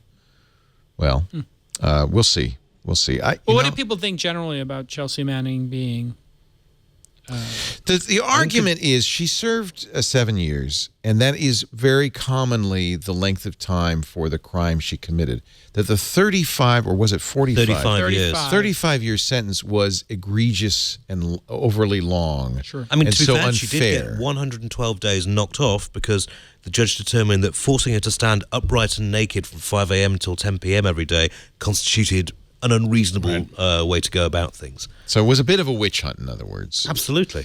And so I think time served is not unreasonable. Considering David Petraeus got away with a slap on the wrist for doing, for passing over actual war classified information to his mistress. Yeah, his girlfriend, yeah. Snowden will stay in Russia for another 3 years. That's how long he's got on his employment contract with Putin? I feel like we don't compete. I feel like we don't know anymore anything. No, like, how could you know? We know nothing. He could have been a spy with Putin. He could have been a patriot who is now a spy. And we may be a never patriot. find out. Who knows? The truth is impossible to understand at this point, which is depressing to me because I always kind of thought there was a thing called facts. Yeah. Well, there are certain facts within this case. Snowden didn't actually release any of these documents himself. He gave them to the press so they could go through them and make sure no one was Which going I to think was a highly responsible thing to do. Yes, for sure. He distinctly different than WikiLeaks. Yes, who just pumped everything out there. Which, and by the way, double-faked that's what Iron Chelsea Manning did. Yeah. She released all those documents. Well, she gave them to WikiLeaks. Yeah. Knowing he would dump them because that's what they do. On the other hand, I honor her because of her, we know of that ridiculous drone strike where the drone Reuters people are journalists, laughing and they killed journalists. Abu Ghraib, there was stuff we learned that I think was in the American interest to learn. And also, the State Department cables, I mean, as Brits, they gave us a huge laugh because who could have guessed that Prince Andrew is a foot-in-the-mouth idiot when it comes to diplomatic relations? You just got to look at his family and you know that they're like that. But, I mean, it's just, there wasn't anything in there, I think, which justified a 35-year sentence. Yeah. Realistically, when you look at whatever... Okay, that was your story. Explosive diarrhea. Not sure how it's related, but okay. No. I honestly, the most fun story of the week for me actually came out last weekend, which was ShmooCon, the big security conference, and someone had done some research into hackers taking down the power grid. And compared that to the amount of times the power grid has been taken down by animals. And it turns out it's not hackers, it's not terrorists, it's squirrels you've got to watch out for. So it's rats with good PR that gnaw through cables. I mean, there are 8 deaths in the last 4 years due to animals screwing around with power systems. 3 Sri Lankan soldiers got electrocuted when a squirrel chewed through the power line, got electrocuted, the power line fell onto their van and electrocuted them. It's just there's so much FUD talked about, the hackers are going to take down the power grid, the hackers are going to do this, the hackers are going to... And then if you actually look that against 879 squirrel attacks which have caused power outages, we need to get a refocusing as to what exactly the problem is. Well, to be fair, the squirrels aren't doing it on purpose. And we can take it one step further. That all pales in comparison to the multiple thousands of attacks on the power grid we have by Mylar balloons. Because those... Okay, but... You would all agree also we should probably secure our grid and try to keep some bad guy from taking the power grid down preparatory to an attack on our soil, right? Yes. I'm not worried about the squirrels invading the United States. They are already here. I don't know. They're evil little buggers. You can't trust them. A great thing for us to do would be to put the Powerwalls or equivalents, doesn't have to be Teslas, but in every business and home and have generators. I'm trying to get one. I'm on the list. We need to basically... Can you nudge Elon? Get me my Powerwall? I might be able to make a little phone call. It's text. I'm all in. I got the Solar City panels. I got the Tesla Model X. All I'm needing. Yeah, when you get that set up. The interesting thing that I think happened this week was the Tesla crash that occurred tragically that killed the Navy SEAL who was a super fan.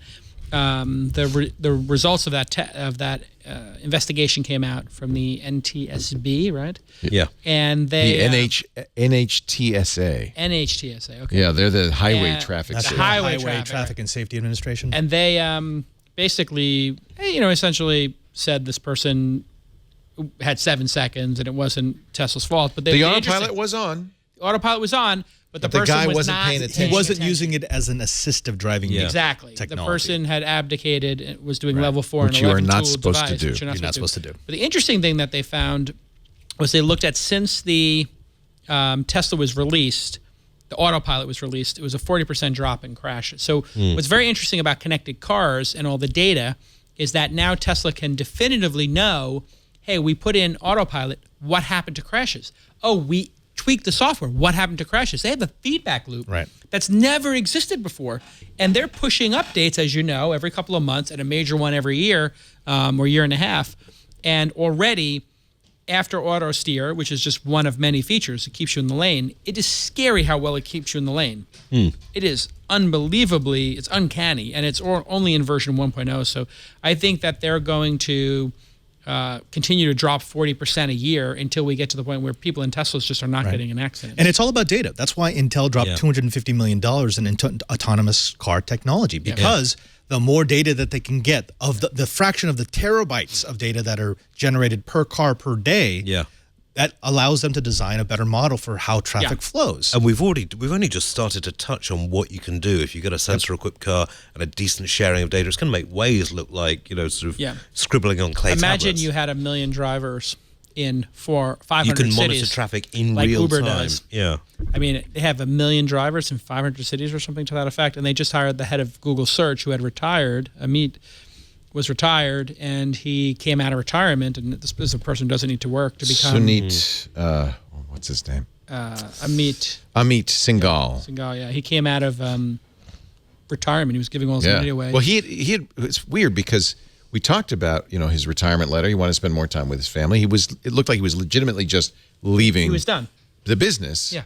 And then all of a sudden he's now working at Tesla. Well, and, you know, if you have a big, huge problem like... I'm sorry, at Uber, when you have a big, huge problem like Uber's trying to solve, you know, Uber, it's yes, a draw, right, you know, and so it's, I think, going to be really interesting how quickly this is going to emerge. It also solves problem for Tesla because they were sued last week by a South Korean celebrity who claimed that he was coming in to park his Tesla in his house, and it suddenly accelerated and broke through his back wall. And Well, was his wife driving? Well, they were able to say, no, actually, we've looked at the telemetry. I thought there was another case where the guy is suing, and his, I'm not, I mean, it sounds like I'm being Henny Youngman here, but no, literally his wife was driving, and the guy is suing because his wife had the same experience. It turns out they have the data. Yeah, exactly. You can't lie anymore. Accelerator and be like, pedal went like that. Do you remember a few years back, there was that was a hit piece on Tesla from a journalist who said, oh, it was terrible, and he didn't know they had the data. Yeah. He's like, that was you a were New going York around Times, a parking lot. It was a New York Times journalist who missed the exit and then counted it against them. Yeah. He's like, yeah, the range is like 20% off. It's like, because you circled and couldn't find the charging station and got off the wrong exit? Great. That journalist got spanked by the public editor who was like... Honestly, he should have got fired if he's making up stuff like that. But Father Robert, your story that we've missed, have you found one?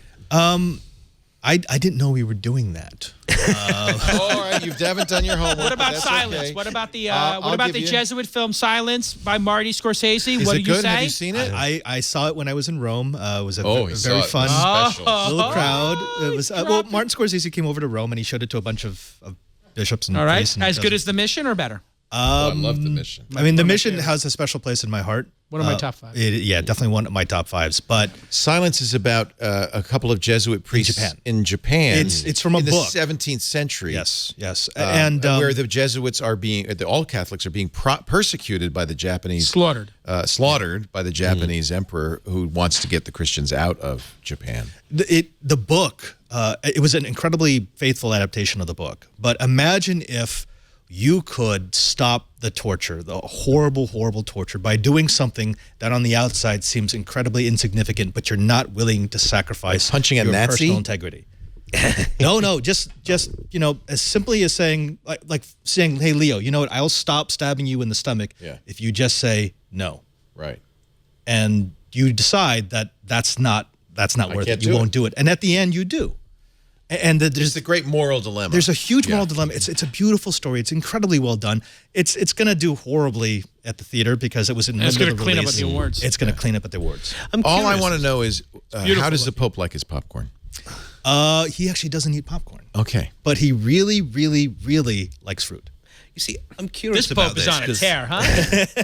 I'm curious I like the new about Pope. how you actually viewed this in the Vatican, because a bunch of I sail a lot, and a bunch of us went to see the Robert Redford sailing film, All Is Lost, and we were just killing ourselves laughing because the number of basic sailing mistakes he made.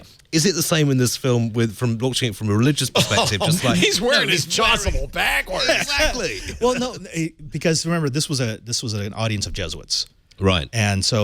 And he knew, Martin Scorsese knew it was an audience of Jesuits. And you have to remember, one of the actors in this movie was Liam Neeson, who was also in The Mission. Yeah. Right. And with Jeremy Irons and Robert De Niro. That's right. And they got the terminology right. They got the culture more or less right. And so everything else was just really, really well done storytelling. Excellent. That's it. So go watch Silence. The Jesuits. It's like the Jedi of the Christians. They are. They're the Christian Jedis. I got a couple of stories. Don't install May 2. I bet everybody was tempted. This is the app that turns you into an anime star. At all. Yeah. Nope. And lets you put the selfie. It's one of those photo filter apps. Turns out it comes from, it had been popular in China for years, but very data slurpy. It is data slurpy. It asks for permission to make phone calls on your behalf. It sends your unique device identifier number, call information, IMEI and the IMSI, carrier information and Wi-Fi connection information to China, to its server in What's the worst that could happen? China. It's basically, here's Jonathan Zdarsky says it, it's a throw together of multiple analytics and marketing ad tracking packages with something cute to get people to use it. Of course. Yeah. I used to test all apps I would put on my phone by putting it onto I have a little honeypot, and it would just look at all the traffic going out. Yeah. And then I found out that they were making some apps aware, and they would not send out that information over over a Wi-Fi network. They would only do it over the cellular connection, which makes it much more difficult to track it. And I'm thinking, that's deliberate. If I see that, no, stop. You know what? May 2, in its defense, says we have a 450 million unique monthly active users, very popular in China.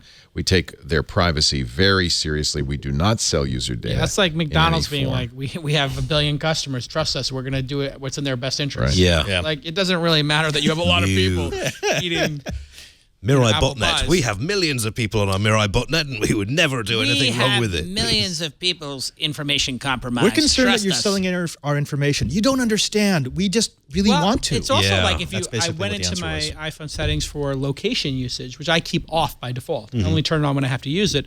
And I was just amazed by how many apps that have absolutely no reason to know to be on all the time. And then you go to turn them off, and it doesn't have only when I'm using the app. Do you turn off individual location permission for Uber every time? Yeah, mine's because I keep my location on, but I disable it for that app unless I'm calling an Uber.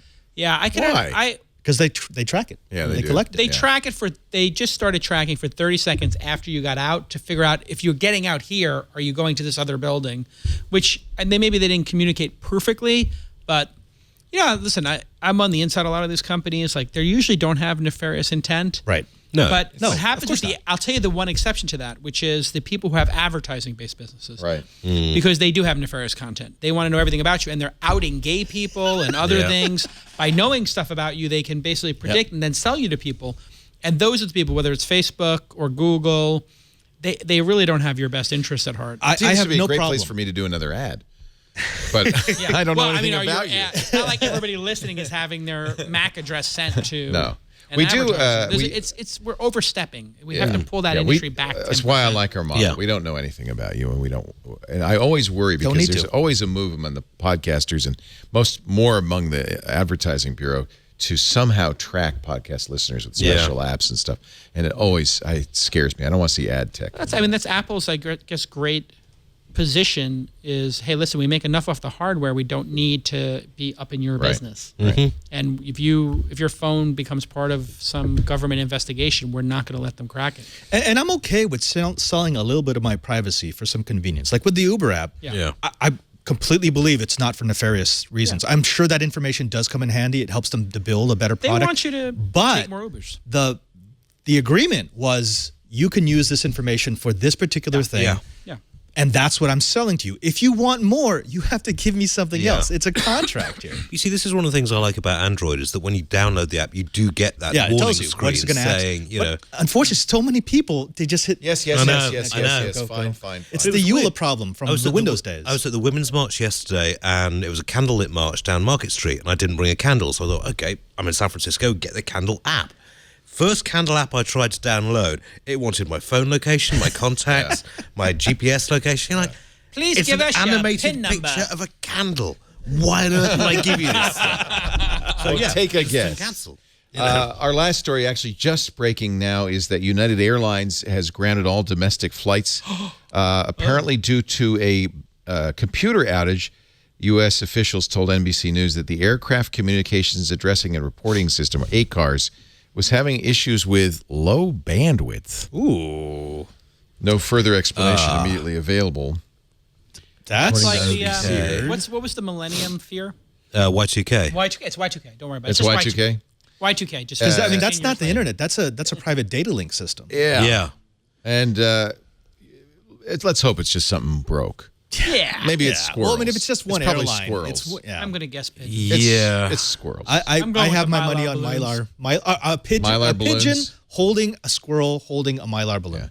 So if you have family or friends arriving on United in the United States They're going to today, be even more annoyed than they usually would be. they're going to be cranky when they get here. I'll give everybody tomorrow. a great life hack. Some airlines, as you know, allow you to get a full refund, like Southwest and Virgin, or a credit. So if you're a business travel going in and out of San Francisco or any of these places, I always book 2 flights, back to back or from Oakland and San Francisco, because the system is so screwed up here in the Bay Area and LA and New York that it's like, I don't know if it's a quarter of all flights or 20% of all flights get delayed or changed. So if you have 2 flights, all you do is you just refund the one that you're not going to take, and you get a credit or you get a full refund. It's worked out brilliantly for me. I just fly Delta because they always upgrade me. That's nice. I like that. Do they see the I collar got used and to upgrade the you? warm cookie that they give you when How you do land. How do you upgrade first class? I don't understand, Padre. I've flown so many miles. What are you talking about? There's this, you don't know about the special room. A second. There's a another special room. room. Well, I used to be an aviation journalist, and there is on transoceanic flights, Yes. there is actually a special cabin Up above. up above in the ceiling for crew. to I get some got rest. into that on the way back from Rome. They Really? let me up there. That thing is incredible. What? It's a It's special like the place no for the crew to hole take- in a plane? Yeah, it's like the no hole, the no loft in an airplane. And I would say, having spoken to a lot of cabin crew, no matter what you might read in Penthouse, you are not invited up there for naughty time. Yes. It just never It's happens. for sleeping. Everyone up there Yeah. is sleeping. Yeah, I'm guessing though, based on my knowledge, If that naughty's there's been some time's shenanigans. possible, I'm going to will. guess there's been some shenanigans. knowing Well, people. yes, but amongst cabin crew, not amongst passengers. Yeah, I think the cabin crew has had some good times. We have dragged this show out long enough to have actually had Samsung's press conference. Yes. Oh, really? What are they blaming it on? In related news. And in fact, the Wall Street Journal's guess was correct. The first battery, the one, there were 2 separate battery defects. Oh, no. The first batch suffered from a design flaw. The external casing was too small for the components inside. So this is not the phone, but the battery casing itself caused The belt was too tight. The belt was too tight, causing it to short circuit and ignite.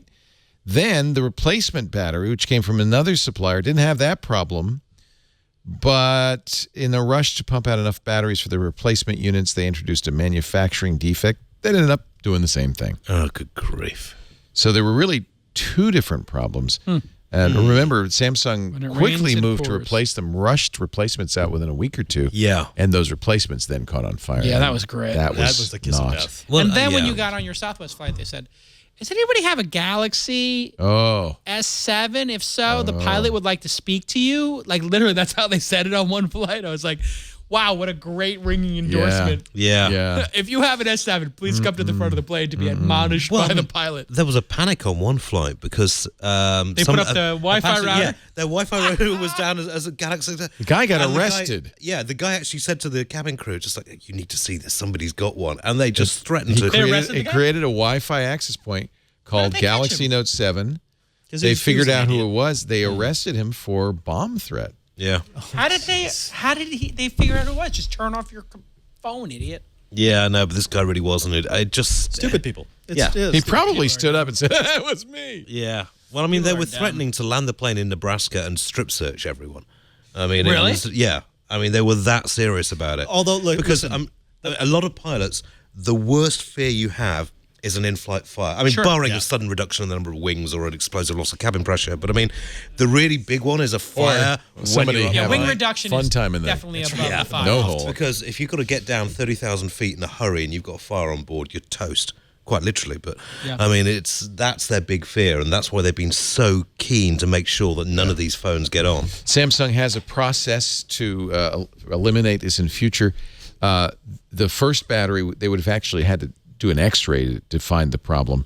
The second battery would have required disassembly. None of those steps are part of their normal testing process, but they have created now an 8-point battery safety check that will prevent the problems going forward. So they're taking it very seriously. Well, yeah, I mean, a couple of $1 billion loss will do that. Yeah. So they say we're going well above and beyond the industry standard with the future Galaxy S8. Here's the test. Folks, we've gone way over time, but I don't want to ever stop when I have a panel like this. Good times. Father Robert Ballecer will catch you on Twiet and Know-How. And anything else you want to share with the world? Are you you're gonna do a new podcast? We're working on a little something, and I've got I really shouldn't say it. We're working on getting a geek icon to actually be part of the Twit network. Oh, really? Yes. Who geeks and sci-fi fans will love and know immediately. Do I know about this? No. I said Will Wheaton. I said Will Wheaton. He looked at his shoes. No. Will Wheaton has. By the way, Will Wheaton did just get an asteroid named after him. So that's he did yes. before Shatner. Before Shatner. Ooh, Shatner that's gotta sting. Shatner is on fire about it. Wait a minute. Because George Takei Ensign and Will Wheaton. This ensign beats the captain? It's because people want to troll him because he's been such a He's colossal. been kind of a tool. Yeah. D-bag. Who, Shatner or? Yeah, he's known as a D-bag. Yeah. Oh, I think he's a great Everybody guy. who has, George Takei and he had a who major worked with him falling was just out. like, oh God, he's just so insufferable. Every once in a while, their Twitter paths cross, and you can great. just it's very entertaining. You can see that happen. Well, did you ever see Galaxy Quest? Like, yeah, I love yeah. Galaxy I Quest. love Galaxy. It's one of my favorite films. Supposedly. I Really? love it. Oh, without Rickman? Well, and the idea, I know that'd be said. The idea was, he would screw it up for everybody when these guys want to go make money at these conventions, like. Mm-hmm. He You'd would think not if show up. Shatner was a pain in the ass, he'd be a great asteroid. He'd be a pain in the asteroid. Yeah, that's right. Be a great. I don't know. That's that, my Lucy friends. in the sky. Diamonds. Picture yourself on a boat, on a river. That is Jason Calacanis, the man of 1,000 voices. Skies. And you can catch his work at inside.com. He's at Jason on the Twitter. There you go. The best handle. As good as it gets. Iain Thompson has an inscrutable handle because he spells his name unaccountably the Scottish way. Iain Thompson. I've had words with my parents about this. There's not a lot I can do about it at this stage. You know, as an adult, you can change your name. If you I know, but it seems a bit petty, and it would make Christmas very awkward. You would. Pain in the Asteroid's not a bad name. Explosive Diary is pretty good, too.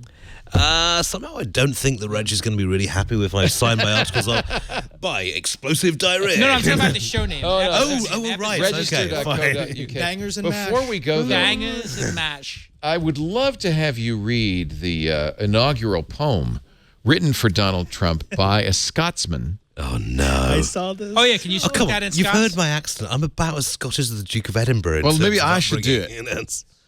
Come out for the Dominhall, ye brave men and proud, the scion of Torquil and the best of MacLeod. With purpose and strength, he came down from his tower to snatch from a tyrant his ill-gotten power. Don't you think it's good? It's good. It's Pretty good. You know what? The alternate. But we can understand what you're saying. Oh, So now try the one cry more- has gone up with a cheer from the Now crowd. that's better. Come out for a Dominhall, the best of MacLeod, when freedom is threatened by... I got a Yeah, little now spit you're on spitting on the I got a little surface. spit on the surface. Yeah, it's when not made for freedom is that. threatened by slavery's chains and voices are silenced as misery reigns. Am I doing okay? Reigns. Is that terrible? The misery Is that terrible, reigns. Ian? Is that It's the pretty- worst? It's not as bad. I did like... It sounds a little like Shrek. I thought that you guys had adopted English in Scotland. Well, You guys yes, don't but speak it's English. you see, Donald Trump's not very popular in Scotland because basically he's Well, apparently his mother was They've got Scot. some great. So that's where this comes incompressible from. jizz trumpet was my That- famous I word to actually describe like him. that. I mean, Yeah. it was just he is not popular in Scotland. They had an alternate poet, and it was going to start something like "There once was a president from Nantucket."